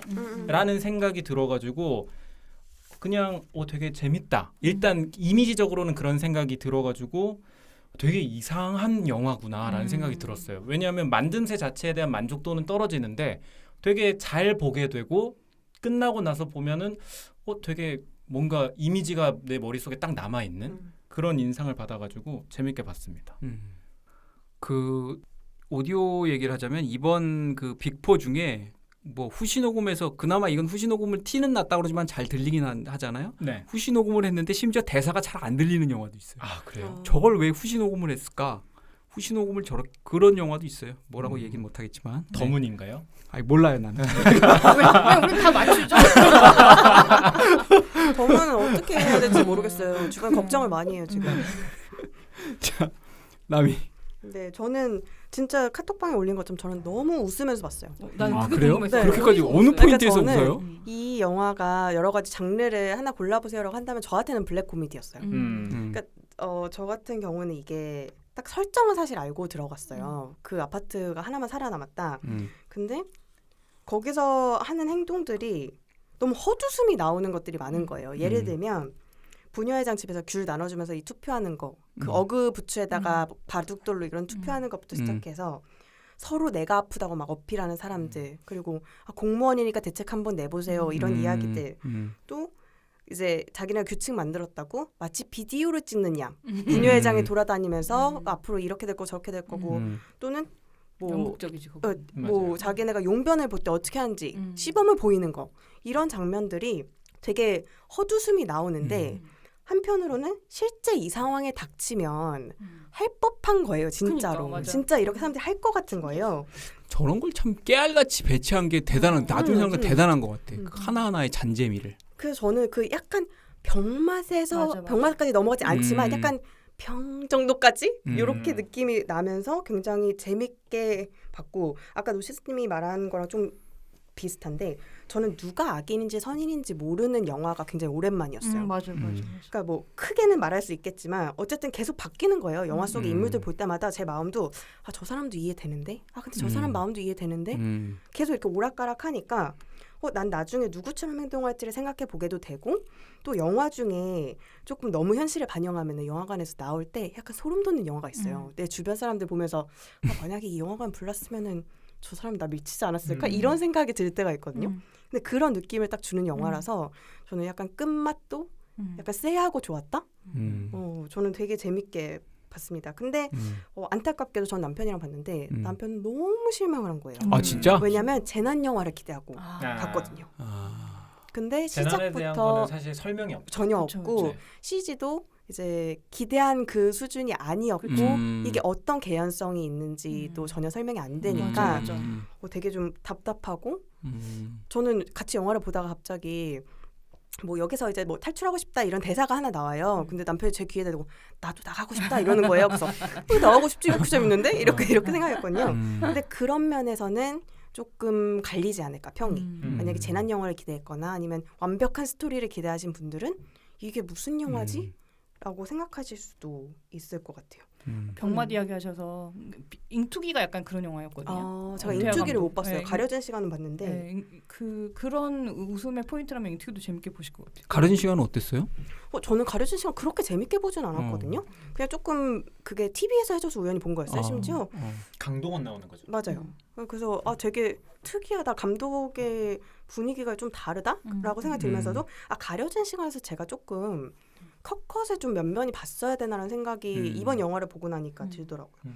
저도 그 아파트에서 그 노래 부르면서 춤추는 그림자들이 여기를 보면서 저는 약간 기괴하면서 지옥 같다고 생각했어요. 지옥에서 벌어지는 파티 같다. 그래서 사람들이 다 내쫓고 자기들이 막 좋아서 하는 이런 파티가 그래서 이 감독 진짜 소름 돋는다. 그걸 딱 영상으로만 보여줄 수 있는 힘이 대단한 것 같아요. 저는 아까 임명세 감독 이야기에서 저도 약간 그걸 뭐라고 표현해야지 했는데 진짜 정확하게 이해가 됐어요. 그러니까 저도 되게 어떤 의미에서 촌스러운 연출인데 그러니까요.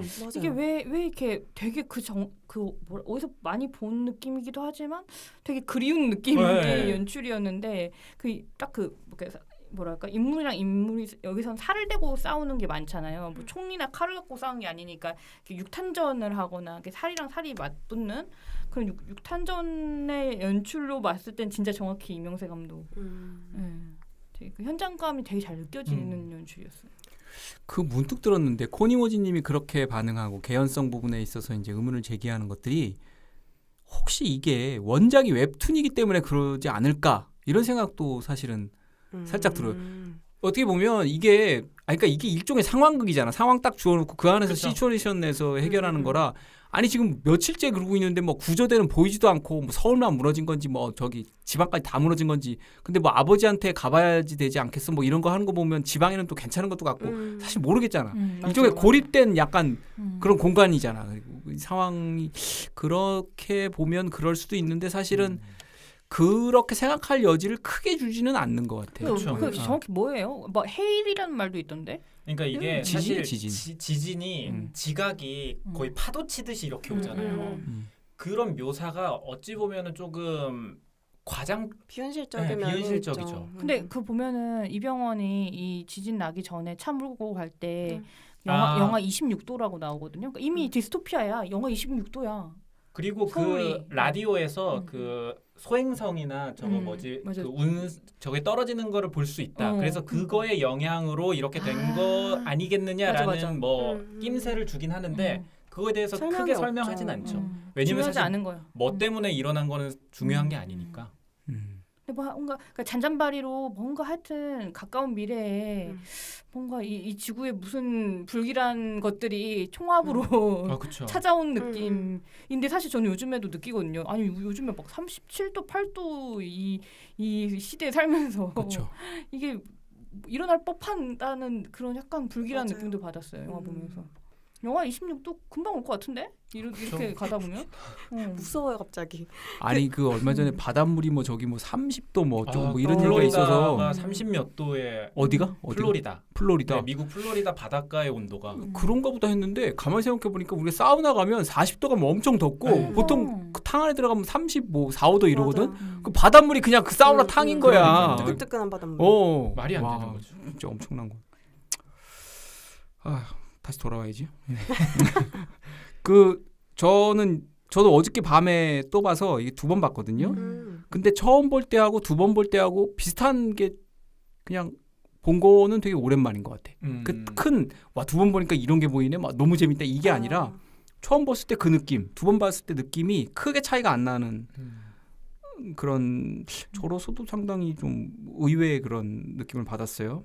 근데 제가 보기에는 이 영화가 굉장히 상업성도 있으면서 감독이 또 본인 자신의 어떤 미학적인 성취도 포기하지 않은 200억이 넘나? 뭐 하여튼 제작비에도 불구하고 거기에 대해서 미련을 완전히 버리지 않고 야심도 포기하지 않은 그런 두 가지가 적정하게 잘 조화된 영화 같다 이렇게 좀 봤고요. 다시 보니까 몇 개가 좀 보이긴 하더라고요. 뭐 조명에 따른 복선 같은 것들이 뭐 아까 두 분은 뭐 딱 벌써 파악을 했다고 그러시지만 잘 파악을 그런 잘 안 보였는데 이병헌 얼굴 같은 것들을 조명으로 되게 이제 이렇게 보여주면서 연출을 하면서 이병헌이 어떻게 가겠구나라는 것들을 이제 암시를 복선을 주는데 그런 것들이 예상외로 잘 설계가 됐다. 그런 것들이 보이고 편집이 어떤 부분은 지금 과역이라는 게 카메라가 킨 과역이라는 부분이 있어요. 그건 나중에 제가 이제 뭐 꽝의 순간에서 좀 말씀을 드릴 텐데 그럼에도 불구하고 편집이 어떤 때는 되게 리드미컬하게 상업 영화처럼 뭐 예를 들면 그 바둑돌 있잖아요.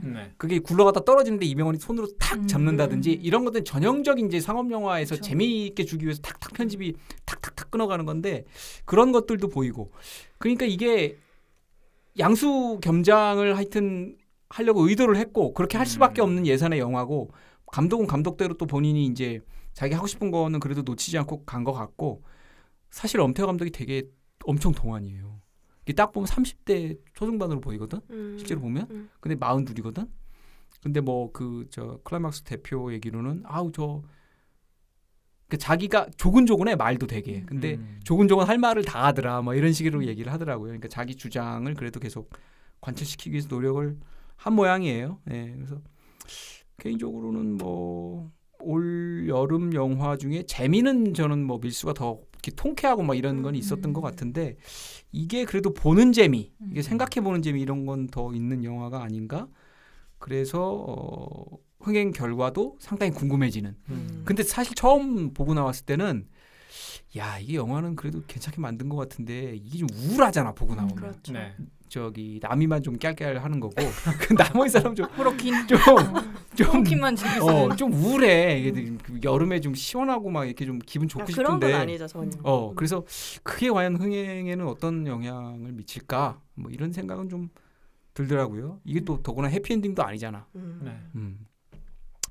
그렇습니다. 이제 저희의 총평 큰 리뷰는 다 들었고 뭐 배우 그다음에 연기 아까 얘기 노시스 잠깐 했지만 조금 더 본격적으로 자세하게 한번 해볼까요? 네. 뭐 일단 기본적으로 뭐 그런 한 줄 평 이병헌이 뭐 찢었다 뭐 이런 게 있어서 정말 저는 개인적으로는 이병헌의 앞으로 행보가 어떻게 될지는 모르겠으나 연기 인생에서 앞으로 행보에 따라서 중요한 전환점이 될 수도 있는 그런 영화일 수밖에 없겠다 이런 생각이 들고 물론 이제 이거 단발로 하고 뭐 또 원래 하던 거 할 수도 있겠지만 왜냐하면 가만히 좀 들여다보니까 이 영화를 그러면 지금 이 시대의 탑 배우 중에 누가 또 할 수 있을까? 이정재, 정우성 씨는 좀 본인이 응력이 되더라도 좀 안 될 것 같고 이정재는 정우성 씨보다는 좀 할 수 있을 것 같긴 한데 모르겠어요. 이게 연기가 되게 어려웠던 게 내가 곱씹을수록 이 연기가 어렵겠다는 생각이 톤 앤 매너가 연출로서도 되게 힘들고 이게 막 그 약간 코믹 유머의 톤 앤 매너가 있어. 거기다가 근데 약간 그런 스릴러가 있어. 시시각각으로 막 변해야 되는데 연기라는 게 내가 쭉 이어서 하는 게 아니잖아요. 그렇죠. 회차가 막 앞을 갖다 찍다 막 뒤에 왔다. 그럼 내가 이거 톤 앤 매너를 잡아야 되는데 이게 쉬운 게 아니거든. 절대로. 저도 딱 그 생각이 드는 게 이게 분명히 어쨌든 이 사람이 그 상황이 바뀌니까 어찌 보면은 딱 끊길 수 있단 말이죠. 맞아요. 근데 너무 그 변화 과정이 너무나 스무스하다 보니까 저 사람이 변한 게 아니라 그냥 점점 그냥 그렇게 되어가는구나라는 연기로서 보여주니까 송강호 정도는 할 수 있지 않을까 싶긴 해요. 송강호 그러네요. 뭐 송강호 그러네. 블랙 코미디. 거미집 되게 기대됩니다. 김윤석 나오는 거 아니야? 네? 김윤석 나오는 거 아니야? 아니요. 거미집으로 가나요? 이제 또 갑자기 송강호 얘기를 하셔가지고 송강호 나오고. 근데 이게 송강호도 할 수는 있는데 오디오가 일단 좀 다르잖아. 이병헌하고 네. 오디오가 다르고 이병헌이 평소에 갖고 있는 이미지가 있잖아. 그거를 이제 그 이미지를 또 뒤집는 재미도 있을 것 같긴 하고 이번에 보면 저는 그 초반에 그 호수에서 막 안 돼가지고 막 와 뭐 하는데 그 미친 사람 같아 진짜. 근데 그 가끔은 이제 과욕이거나 연기가 오버한다는 느낌도 사실 없진 않아요. 살인할 때 막 얼굴 이상해지는 것도 그렇고 그거는 좀 되게 놀라웠는데 근데 이게 유머 뭐 약간 뭐 꼭 줄 먹는다든가 아까 라미가 얘기한 뭐 그 바둑돌 그 투표하는 거 장면 보여주다가 밖으로 나가가지고 웃기잖아 그런 것도 되게. 그런 재미 안에 있으셔야죠. 근데 그런 게 잘 어울려요. 진짜 잘 어울리지. 신기 놀랍게 놀랍지 이병헌이. 심지어 잘생긴 얼굴이라서 눈이 계속 가거든요. 맞아. 근데도 너무 잘 어울려요. 나는 이번에 돼지털머리 해가지고 저렇게 못생기게 나오는 것도 되게 놀랍던데. 그 잘생겼다고 봤구나. 네. 저는 그러니까 외적으로 뭐 M자 머리 막 그렇게 얘기하는데 사실 머리가 안 들어와요. 네, 안 들어왔어요. 그냥 이병헌이에요. 그래? 잘생겨가지고. 그래 진짜? 네. 잘생겼다고? 그런 느낌이 들던데요. 그래? 노시스 잘생겨 보여요? 잘 모르겠어요. 이거 취향인가 봅니다. 아 근데 되게 계속 이병헌의 연기를 계속 곱씹게 돼요. 애잔하면서도 코믹하면서도 근데 굉장히 그 광기 어린 표정이라든지 그러니까요. 이게 너무 자유자재로 왔다 갔다 했고 근데 저는 이건 또 연출의 그치, 연출의 힘이기도 하지. 이 감독이 그 톤을 계속 잡아간 거 아니에요. 그러니까요. 배우가 잠깐 그 궤도를 이탈할 때 다시 잡아와서 그거 아니고 이렇게 계속 해줬을 거 아니에요. 그러니까 이 영화에 대한 장악력이 뛰어났다 감독이 그런 생각도 듭니다. 근데 기본적으로 이병헌 정도 되면 본인이 이제 그 뭐 BH의 실질적인 대표고 이게 뭐 영화배도 선후배 이렇게 되잖아요. 감독하고 배우. 분명히 이제 이병헌이 더 막 이렇게 제안도 하고 막 끌어가기도 하고 물론 감독도 잘 했겠죠. 근데 어쨌든 이렇게 코믹도 있고 정극에 가까운 연기를 이렇게 막 넘나들 수 있다는 게 이병헌이 다시 볼 정도. 제가 영화를 한 번 더 보고 싶은 이유가 하나 있는데 그게 저는 제가 이병헌이 이 주민이 아니겠다고 알아챈 게 초반에 그 김선영 씨가 그 부녀회장이 다 주민들 앉혀놓고 설명하다가 그러니까 하여튼 지금 이 시점에는 이 세상에 살인자랑 목사랑 구분이 안 되는 거예요. 그 말을 할 때가. 근데 그때 순간적으로 제가 이병헌 씨 표정인가 몸짓을 보고 하고 알아챘거든요. 그러니까 뭔가 힌트를 준 것 같긴 해요. 맞아요. 저도 거기랑 그다음에 미음 먼저 쓸 때. 그 이름을 쓸 때 김이라고 써야 되는데 기억 그랬구나. 왜냐면 이름이 모세범이잖아요. 미음부터 써요. 그것도 힌트였구나. 그래서 저는 이분이 그러니까 지적으로 떨어진 사람인가? 라는 생각을 했었는데 아니 근데 그게 또 놀라운 게 이 사람이 약간 지적으로 떨어질 정도로 어리숙한 모습과 영악한 모습이 동시에 보여져. 그러다 보니까 요 캐릭터를 살리는 건가라고 처음엔 생각을 했었는데 수신제국 치국 천하태평. 맞아. 그것도 진짜 그리고 저는 마지막 전 이병헌도 많이 내려놨다고 느낀 게 이 영화에서 사실 막 싸우다가 멋있게 죽을 수도 있거든요. 근데 싸우다가 나 잠깐 잠 좀 자고 오겠다면서 집으로 가잖아요. 되게 좋았던 것 같아 그 장면이. 그러면서 그렇게 막 질질 밟으면서 가서 그냥 스르르 정말 자듯이. 근데 그 와중에 또 남의 집에 심할 수가 있다고 그렇게 얘기를 하는데 이거는 진짜 너무 좋다. 그러니까 그럼 사람들이 다 나오면서 그랬어요. 글쎄 이병헌 죽었다는 거 어쨌다는 거 이랬어요. 그럼에도 좀 애매하게 했음에도 저는 너무 좋은 선택이었다. 그렇게 한 게 오히려 막 밖에서 뭐에 찔려서 하면서 죽는 이런 것보다는 맞아. 훨씬 더 여운이 남는 그랬던 것 같아요. 박서준도 되게 저는 이번 이 영화가 약간 이걸 다시 태어난 느낌? 새로운 면모를 보는 그런 느낌이에요. 나 박서준 연기 놀랐어. 진짜 놀랐어. 그래? 박보영은? 전 박보영 얘기할 게 있어요. 저는 박보영 배우의 연기를 본 적이 없어요. 그래서 이렇게 잘하나 싶었어요. 그러니까 그 이병헌이 정말 훌륭한데 이병헌을 두고 이렇게 서로 이렇게 크로스되는 장면 있잖아요. 그 장면에서 이병헌의 아우라에 안 밀리더라고요. 그래서 박보영이 연기를 잘하는 배우구나라는 생각이 들었어요. 왜냐면 제가 드라마나 박보영 배우가 나왔던 영화를 한 번도 본 적이 없어가지고 연기력이 어느 정도인지 몰랐는데 나는 그 누구야 이병헌 실제 어머니는 아닌 자기가 죽인 사람의 어머니 이렇게 박보영 이렇게 세워가지고 할머니 말씀해 보세요 아들이 뭐 어쩌고저쩌고 하는데 그때 박보영 그 눈빛이나 표정 같은 건 진짜 박보영이 지금까지 보여왔던 오나의 귀신이나 이런 너무 데서 다른 느낌이죠. 너무 그 스윗하고 귀여운 이미지에서 살피했죠. 근데 저는 그 부분이 약간 오바적인 연기 같아서 나는 좀 이건 좀 오바인데 지금까지 하던 연기하고도 좀 다르네 영화 내에서 눈 저렇게 막 치게 뜨고 왜 저렇게 갑자기 화가 났지 이런 생각이 들었어 사실은.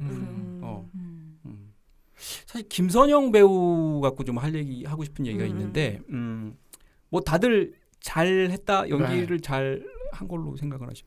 저는 좀 사실 조금 아쉬웠어 김선영. 그러니까 못했다는 얘기가 전혀 아니고 아쉬웠던 게 조금 더 비중이 있었더라면 하는 좀 이병헌이 워낙 더 세게 나가니까. 김선영 배우가 올 5월에 그 5월 30일 날 개봉한 드림 팰리스라는 영화에 나왔어요. 그 아파트 얘기거든.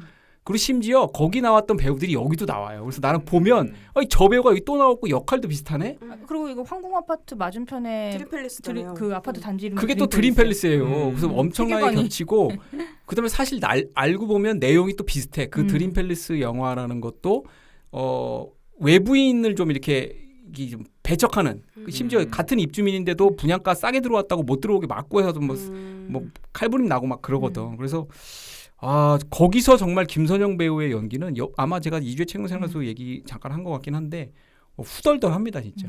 콘크리트 유토피아에서 이병헌 정도 급으로 하는데 그래서 막 기대를 했는데 이만큼 일단 이건 비중이 또 그만큼이 안 되니까 네.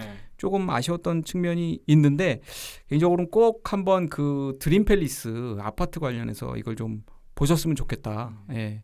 저는 관객 김선영 여러분이, 배우가 이 콘크리트 유토피아에서 감독이 김선영한테 요구한 역할이나 연기 자체가 이거였을 것 같아요. 그러니까 너무 그 톤이 강한 배우들끼리 부딪히기보다는 김선영 씨가 저는 이번 연기 되게 좋았던 것 중에 하나가 계속 잔잔바리로 들릴랑 말랑 대사를 쳐요.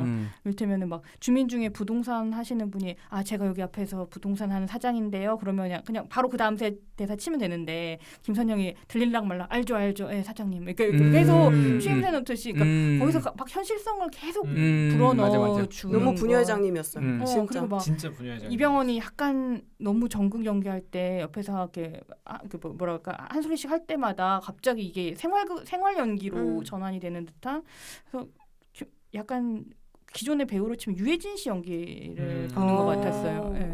그러니까 활력을 주는 역할, 감초 역할이었던 것 같아요. 제가 느끼기에. 사실 보니까 조연상이란 조연상은 또 다 받았더라고요. 거의 국내에 있는 뭐. 진짜 잘해요. 사실 드림팰리스로는 그 아시아 필름 뭔가 맞아. 거기 여우주연상도 받았어요. 자, 연출 얘기 좀 해봅시다. 뭐 지금 나온 그 대목 아까 좀 전에 우리가 여기서 하고 싶은 게 제가 좀 물어보고 싶은 게 그 약간 뭐 TV CF처럼 뭐 홍보 영상처럼 찍어놓은 그 부분 있잖아요. 그 처음 볼 때 약간 이게 뭐지? 그래서 약간 뭔가 낯선해 이런 느낌을 주긴 하는데 거기 또 음악이 그리고 클래식이 깔리잖아요. 되게 유명한 곡이. 그 대목은 어땠어요? 표정부터 안 좋으신데요. 표정을 보지 말고 눈 감고 말해야 돼. 나 진짜 궁금해서 물어보는 거야. 아니 그 대목이 저는 좋기도 하고 안 좋기도 하고 그래요. 두 감정이 다 들어.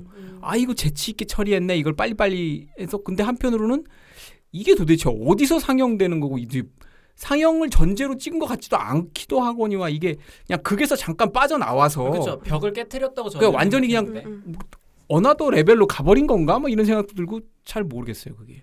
저는 그냥 헷갈리게 만들었다고 생각하고 그 지점은 제가 이제 거기를 재밌게 느꼈던 거는 저는 이 황금 아파트 사람들이 앞으로를 생각하고 이걸 찍어놨을 거라 생각했어요. 우리 아파트가 이 당시에 이런 걸 했다. 그리고 이런 규칙도 만들었고 이렇게도 준비를 했어요를 마치 딴 데다 보여줄 것처럼 그렇게 만드는 비디오라고 생각을 해서 저는 재미가 있었던 것 같아요. 저도 비슷한 맥락에서 저는 그 심리적으로 이 사람들이 우월감에 도달했구나 약간 그걸 표현했다고 생각했거든요. 그러니까 우리가 약간 뭔가 잘 되고 있을 때 그거를 막 좋은 의미의 백서가 되는 거죠. 우리는 이렇게 했답니다. 우리는 화장실은 이렇게 처리했고요. 우리는 지금 이렇게 잘하고 이렇게 잘 버티고 있고요. 그러니까 스스로 그 자아도취 만족감이 그렇죠. 극에 달했다라는 거를 그런 식으로 표현한 게 아니에요. 심지어 음악도 너무 고급진 거예요. 진짜 딱 그런 뭐 비행기에서 뭐 무슨 주기사를 아파트 안내하는 홍보 것처럼 영상처럼 나왔지. 그래서 그런 느낌을 주려고 한 부분이 아니었을까. 그렇게 해석이 된다면 또 열리게 해석할 수 있다면 그것도 되게 재치 있게 잘 연출이 된 거겠네요. 저는 마지막에 그 뭐 수색대는 수색대대로 가고 박보영은 박보영대로 이 비밀을 파헤치기 위해서 돌아다닌 거를 교차 편집했잖아요. 영화에서 플래시백과 이런 게 교차 편집되는 부분이 상당히 있는데 그런 것들이 되게 세련되게 잘 된 것 같아요. 잘한 것 같아요. 특히 저는 그 아파트 씬에서의 그 처음에 그 노래방 아파트를 부르다가 노래방 기계로 같이 넘어갔다가 노래방 기계에서 주민이 가잖아요. 그게 이병헌의 현실로 플래시백으로 돌아갔다가 다시 이병헌에서 그 무너지는 거에서 빠지면서 그 오디오를 그대로 살려놓고 아파트에서는 비디오만 뜨고 오디오는 또 그 전 시퀀스 씬께 들어오고 그다음에 다시 또 줌아웃하고 그러니까 줌아웃에서 주민으로 들어갔다 줌아웃하거든. 그 그림자가 보이고 와, 이 부분이 되게 좋고 그 부분 또 조명을 그 자동차 서치라이트 앞에로 하잖아요. 그런 것들이 참 멋있게 잘 그 장면 진짜 잘 만든 거. 잘 만든 장면이었던 것 같아요. CG는 좀 어땠어요? 저는 좀 아쉬웠어요. CG가. CG는 기대할 부분이 전혀 없었고 이 영화는 CG나 이런 거 지진 상황을 표현한 어떤 거를 내가 다른 대지진 이런 거 다른 영화랑 비교해서는 안 되겠다. 그냥 저거는 그냥 그림 같은 배경이라고 생각하자. 좀 이런 마인드로 저는 봤던 것 같아요. 그 처음에 무너지는 거는 뭐 무너지는 건데 저는 뭐 그거는 그냥 그렇다고 치는데 중간중간에 이제 수색하러 나갔을 때 CG가 티가 너무 나 솔직히 말하면. 맞아요. 너무 티가 나가지고 저건 조금 그래요. 근데 그 죽은 사람들 다 CG라고 하거든요. 그래요? 다 CG래요. 그 죽은 사람. 근데 오히려 죽은 사람은 되게 생생하게 진짜 같았어. 저도 사실 그거 보고 왜 이렇게 설치된 것 같지라는 느낌 받았는데. 그게 좀 아쉬웠긴 한데 이거는 뭐 어차피 다 또 사실 영화가 뭐 아까도 얘기했지만 짜고 치는 고스톱 같은 영화라 우리가 그 설정에 딱 그쵸. 들어가서 느끼는 거기 저것 때문에 때문에 안 봐야지 정도는 아닌 것 같아요. 그렇죠. 이게 뭐 더문도 아니고 뭐. 갑툭튀다 소문. 네. 그리고 그럼 명대사 혹시 생각나는 거 있어요? 대사가 귀에 남는 대사들이 혹시 있어요? 으라차차 항공 뭐 이런 거? 으라차차 화항공, 으라차차 화항공. 저는 그 대사가 정확히 멘트 기억 안 나는데 이병헌이랑 박서준이 박보영이 잘못했다는 걸 자기가 해결하려고 이병헌한테 막 뛰어가서 무릎을 꿇고 그래서 이병헌이 그러면 앞으로 뭐 민성 씨가 더 힘쓰면 되겠어요. 이 말이 전 되게 소름 확 돋으면서 그 이후에 박서준이 하는 행동이 다 이해가 되게 하는 그래서 그 부분이 굉장히 강렬했던 것 같아요. 그게 사실 이 영화가 박서준이 그 장면 기억나세요? 백화점 무너진 곳에 기어 들어가는 장면 있잖아요. 혼자 들어가잖아요. 네, 혼자 들어가는 게 사실 그 씬이 없었으면 박서준이 그렇지. 그렇게 하는 것도 되게 좀 의아하고 또 사실 그 내부가 엄청 잘 만들어진 것도 아니고 케이크 발견한 것도 사실 좀 뭐 특별하지도 않았어요. 그러나 저 사람의 심정 왜 저렇게 왜 저렇게까지 하는가를 그 장면에서 너무 명확히 보여주니까 맞아. 되게 좋았던 것 같아요. 그러니까 그런 것들 복선을 다 하나씩 깔고 가니까 그래서 되게 그런 부분에서 다시 보니까 좀 놀라운 부분들이 생기더라고요. 그 마지막에 정말 그게 마지막에 외부자들이 그 철통같이 방어해놓은 걸 뚫고 들어오는 것도 목발 짚고 다니는 아저씨가 갑자기 나가잖아요. 네. 그때 누가 옆에서 어디 가요? 나 누구 좀 잠깐 뭐 나가. 그러니까 그 아저씨가 문 열어준 거야. 그래서 외부자가 들어온 거예요. 근데 그 아저씨가 나가는 장면도 되게 스무스하게 처리해서 나갈 만한 사람이 나갔어요. 그러니까 배신할 사람이. 근데 나중에 외부자들 들어올 때 그 아저씨가 끼어 있는 걸 보고 맞다. 저 아저씨는 배신하고도 남지. 그러니까 그것도 앞에 미리 깔아놨잖아. 그렇죠. 나 이거 찔려가지고 이렇게 날리는데 배고픔도 뭐 잘 안 주고 뭐 그래서 이미 생각하면 생각할수록 되게 잘 짜여진. 저는 그 부분 그 대사도 기억에 남아요. 잘못했습니다. 200번. 이거 100번 할지 뭐 300번 이야기하다가 200번으로 그래, 200번. 해가지고 딱 그 처음에 회의할 때 이 아파트에서 가장 오래 사신 할아버지 할머니가 거기 무릎 꿇어서 잘못했습니다를 하잖아요. 그 설명 없었으면 좀 이상할 뻔했죠. 외부자 숨겨준. 얼마나 잔인한 장면인가요. 그러니까요. 근데 또 그 앞에 긴장감은 거의 무슨 어떻게 내치던가 나 뭐 곤장이라도 그렇게 할 줄 알았는데 이병헌이 되게 의문스러운 그걸로 잘못했습니다. 어떨까 이렇게 되니까 되게 좀 하나도 씁쓸했어요. 그냥 휘발되거나 그런 거 없이 촘촘히 다 연결되게 돼 있는 되게 잘 쓰여진 극본이에요. 그러니까 그 뭐죠? 그 숨어 사는 사람들 발각되는 이병헌한테 발각되는 장면도 대사하고 그걸 또 맞춰놨잖아. 그리고 스릴러도 주잖아. 이거 10명 혹시 나올지도 모른가. 물론 이제 밑에 있다는 거를 뭐 관객들이 어느 정도는 알긴 하지만. 근데 이병헌이 그래 앞으로 민성 씨는 우리 아파트를 위해서 열심히 일해주세요라고 할 때의 그 되게 뭐라 그럴까 권력과 이 사람을 어떻게 활용하면 될지 아는 그런 머리와 명확하죠. 100개 300개 그래 200개 할 때가 사실은 다른 사람이잖아. 그렇죠. 근데 그걸 이병헌이 붙여놨어. 한 사람이 다 그게 가능하다는 거를.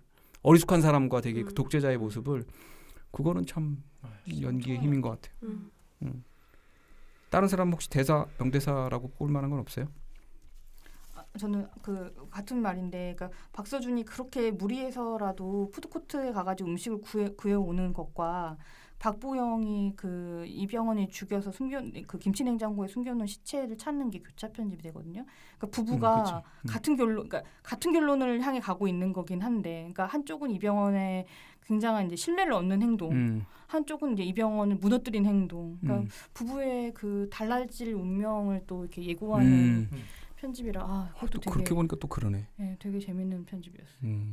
이걸 과연 다 생각하고 그렇게 썼을까? 근데 딱 1대1로 대응돼요. 처음에 못 찾아가지고 실망하고 박서준도 들어왔는데 없어가지고 실망하고 그런데 김치냉장고 발견하고 유리창 안으로 푸드코트 보고 이렇게 짝짝짝 나와가지고 조응이 되더라고. 네. 아니 고심뿐만 아니라 지금까지 우리가 얘기한 그런 복선과 이런 것들을 전체를 과연. 근데 웃긴 게 이게 이 각본을 보면 이 각본을 두 사람이 썼잖아요. 연패 감독하고 또 한 사람이 있고 그 다음에 각색이 있고 크레딧에 윤색도 있어요. 이게 난 이렇게 대본에 여러 크레딧이 붙는 건 또 처음 윤색은 처음 보는 것 같아 난 사실. 뭐 그랬고요. 자, 별의 순간, 꽝의 순간으로 한번 넘어가 보겠습니다. 제가 아까 말씀드린다고 했으니까 꽝의 순간은 저는 그 엔딩 씬에 박보영이 우는데 그걸 클로즈업으로 잡아가지고 눈물 떨어질 때까지 기다리거든. 고였다가 떨어져요. 맞아요. 또 난 그 완전 꽝의 순간이야. 박서준 죽을 때. 너무 꽝의 순간이야. 꽝의 순간 아닐까요? 뒷부분이 약간 다 그렇게 느꼈구나. 왜? 그러니까 누가 봐도 요거는 왜 넣었을까라는 생각이 들 정도로. 그러니까 그걸 왜 그냥 오히려 좀 풀샷이 차라리 낫지. 그걸 굳이 기다렸다가 눈물 막 고여가지고 떨어질 때까지 기다린다는 게 너무 자기적으로 느껴지고. 되게 풀샷하기 좋게 빛이랑 공간 다 있는데 얼굴을 잡는다는 것 자체가. 근데 그 씬에서 제 또 별의 순간이 하나 나오는데 저는 그 시퀀스가 들어갈 때 아파트가 이렇게 정상적으로 기울어져 있는 줄 알았는데 카메라가 이렇게 피봇을 하면 뒤집히잖아요. 그거 연출 되게 잘했더라고. 북박이 TV가 천장에 달려. 그러니까. 좋은 아파트잖아요. 네. 마지막에 힘줬다라는 게 딱 드러나는. 그게 별의 순간이었습니다. 뭐 아파트 노래 부르는 씬은 뭐 정말 별의 순간이고 그 시퀀스는 혹시 다른 분들 혹시 별의 순간, 꽝의 순간 있어요? 별의 순간은 비슷하고 저는 꽝의 순간은 그 박보영 배우가 같이 살던 아기랑 무전기로 연락을 딱 하게 될 때 이거는 너무 비현실적이지. 맞아. 나도 그건 좀 튀는 느낌이었어요. 나도 그거를 쌓아놔야 추후에 떨어졌을 때 알게 되니까라는 건 아는데 약간 좀 그런 느낌이 있죠. 그러니까 너무 모르는 애한테 너무 갑자기 잘해준다 이런. 맞아요. 너무 잘해준다. 개연성 간호사다 이 뿐이야. 간호사. 직업이 간호사야. 너무 착한 사람이다. 그렇지. 그것뿐. 너무 착한 사람이 근데 나중에 이제 그 시체 찾으러 막 눈 뒤집고 막 할머니 막 붙들고 흔들리니까 내가 거기서 감정이 잘 이입이 안 되는 거야. 박서준이 변한 것처럼 박보영도 변한 거죠. 네. 근데 어떻게 보면 박보영 배우 연기가 되게 하기 어려웠을 것 같아요. 맞아. 왜냐면 사실 제가 그 박보영 배우를 보면서 왜 저럴까라는 생각하면서도 그래 저런 사람도 있겠지가 왔다 갔다 했단 말이죠. 왜냐하면 거기서 대부분의 사람들이 다 이기적으로 나오는데 그렇죠. 박보영만 연기하는 사람 중에 착하고 나머지 착한 사람들은 다 배경에 있어요. 그래서 바퀴벌레로 잡혀 나올 때만 등장하지 이 사람들이 스토리에선 안 나오는데 스토리에서 혼자 하기에는 누가 봐도 욕먹기 좋은 캐릭터여가지고 바람 캐릭터죠. 바람 캐릭터. 힘들 수밖에 없겠다라는 생각이 들더라고요. 그렇죠. 자, 이 정도 할까요? 그러면 네. 이 정도 하고 전문가 및 일반 관객 평점 리뷰 아직 많지는 않겠죠, 뭐 이제 개봉했으니까 들어보겠습니다. 전문가 평점은 빨리 가보겠습니다. 네. 김형석 8점, 아파트 디스토피아. 이은선 평론가 8점, 소시민 지옥도 속의 인간 군상의 딜레마. 이지혜 7점, 아파트 디스토피아는 이미 여기에. 뭐 다 같은 말 하고 있네. 정시우 8점, 부실 시공을 허락하지 않는 창작자의 야심. 김소미 7점. 재난 군상극의 피로를 씻어내는 유려한 완성도. 김철홍 7점. 잘 쌓은 아파트 한 채 천만 영화 안 부럽다. 천만 영화가 안 될 거라고 예고한 거네요. 이거 그냥 잘 만든 영화다. 박평식 6점. 자가를 삼키다. 배동미 8점. 올 여름 한국 영화를 다시 사랑하게 만들 이름 엄태화. 이용철 7점. 거울을 보며 울어야 한다. 이유빈 8점. 어디에도 없는 유토피아. 어디에나 있는 디스토피아. 네. 관람객 평점은 꽤 높았고요. 빨리 읽어볼게요. 10점. 오랜만에 보는 육각형 영화임. 빠지는 데가 없어서. 10점. 즐거운 나의 집이 이렇게 기괴하게 들릴 줄이야. 그 음악이 깔릴 때잖아요. 10점. 좀비 없는 워킹데드를 본 것 같았습니다. 약간 좀비 영화 느낌도 나죠, 사실은. 나는 어땠을까 생각을 많이 하게 했어요. 10점. 이병헌 연기 진짜 미쳤음. 그리고 의외로 박서준도 이번에 연기 너무 잘해서 놀람. 10점. 이병헌이 선역인지 악역인지 모르겠다. 9점. 올해 최고의 한국 영화다. 기생충 느낌이 나게 재난 영화를 만들었다. 9점. 무너진 것은 아파트가 아닌 인간성. 싸워야 할 것은 외부인이 아닌 내면의 합리화. 아파트는 이미 붕괴됐고 영화는 인간성이 어떻게 붕괴되는지에 대해 초점을 맞춘다. 감독은 자기적으로 캐릭터를 옹호하거나 비난하지 않는다. 이상을 이야기하는 이들은 답답하게 비춰지고 현실적으로 싸워나가는 군중들은 납득이 된다. 메시지 그 자체로 신선하다 할 수는 없겠으나 모두가 현실 속 콘크리트 유토피아를 꿈꾸는 한국의 실정을 잘 입혔다. 그래서 신선하고 처절한 영화이다. 9점. 내 아파트 한 칸을 마련하고 이를 지키기 위해 인생을 걸고 싸우는 우리네 모습이 재난 영화 속 배우들의 모습과 별반 다르지 않음을 느낄 수 있었다.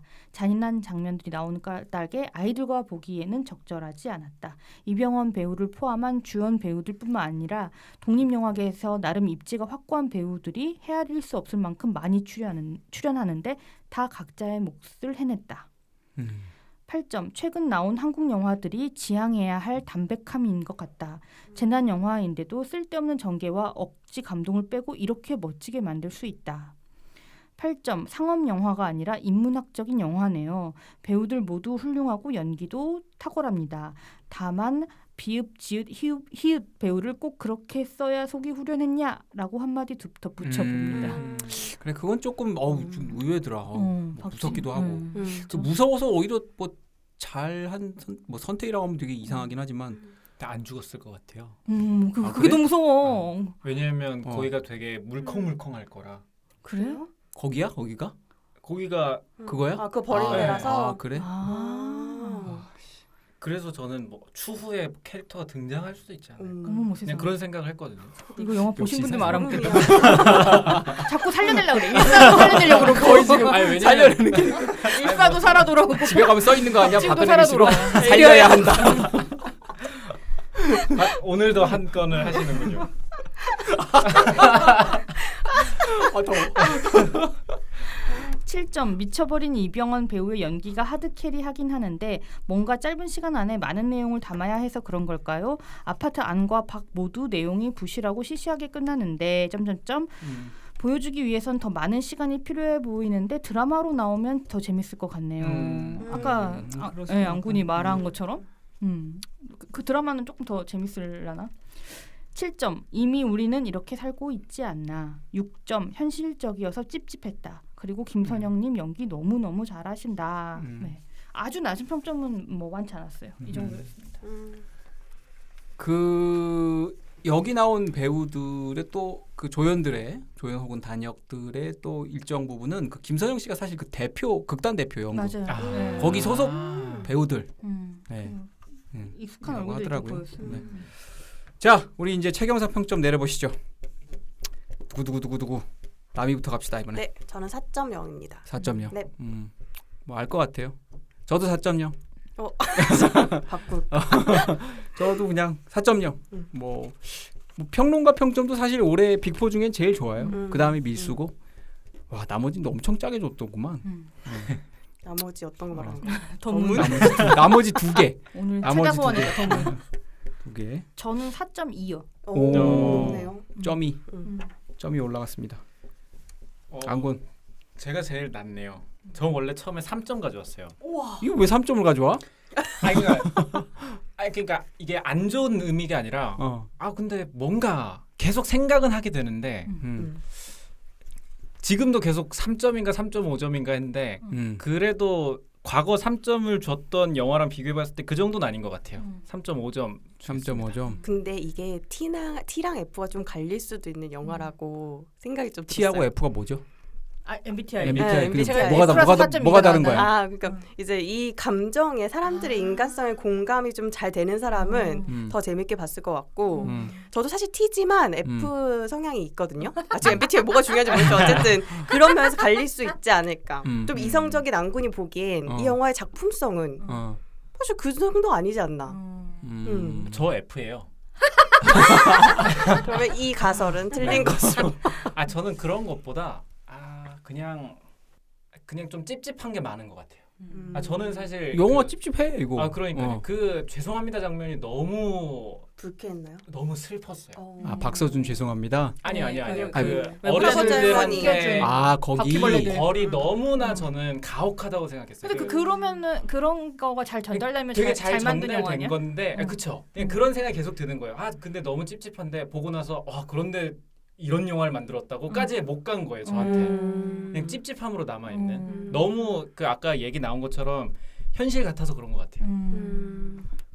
여튼 뭐 그래서 3.5점 됐습니다. 그래서 얼마죠? 저희 그러면 3.915점입니다. 야, 저 때문에 4점이 안 됐네요. 반성하십시오. 네. 영화가 그래요. 뭐 이게 막 딱 보고 나왔는데 와 이건 명작이야. 이거는 아니긴 하지 사실은. 그렇죠. 근데 재밌게 볼 수 있어서 신기한 영화예요. 근데 좀 맞춰 보니까 더 맞추어서 이렇게 나와서 이게 이렇게 합이 이렇게 맞아 떨어지네라고 한 점이 더 나온 걸로 봐가지고는 되게 하여튼 그 잘 짜여진 그런 것 같아요. 사실 지금 흥행 안 되고 있는 영화 중에 일부가 이제 그런 게 좀 잘 안 맞아가지고 그렇다는 얘기가 많기 때문에 예. 네 그렇습니다. 3.915 925 점이 저희 최경사의 평점입니다. 뭐 사실 이거를 별로 할 얘기도 없는 게 우리가 지금 빅4 중에 이거 하나 할 거잖아. 그럼 뭐 벌써 얘기 끝난 거잖아. 그렇죠. 골랐다는 거죠. 그러니까 한번 보고 나시면 여러 가지 레퍼런스로 나중에 얘기거리로 삼기도 좋지 않을까. 뭐 영화도 영화지만 또 뭐 이병헌 씨는 뭐 한국의 대표적인 배우고 그의 필모그래피를 거론할 때 또 이 영화가 아마 반드시 나올 것이기 때문에 한번 봐두면 뭐 그런 차원에서는 또 실용적인 도움도 있을 영화 같다고 보여집니다. 자, 시간이 많이 지났네요. 오늘 딴 때보다 조금 더 열띠게 또 이렇게 얘기들을 했던 것 같아요. 예. 오늘은 여기까지만 하겠습니다. 뭐 비 피해 크게 없으셨길 바라고요. 또 다음 주에 개봉하는 뭐 오펜하이머, 달짝지근해, 그리고 보호자 이런 영화도 있는데 뭘 또 선택해서 보러 가실지, 빅4 중엔 또 뭐를 또 보셨을지, 볼 예정인지 그런 것도 되게 궁금합니다. 댓글로 전해주시고요. 저희는 여기서 마무리하겠습니다. 지금까지 출연해 남이 안군 노시스, 진행에는 저 맥스였습니다. 다음 시간까지 안녕히 계십시오.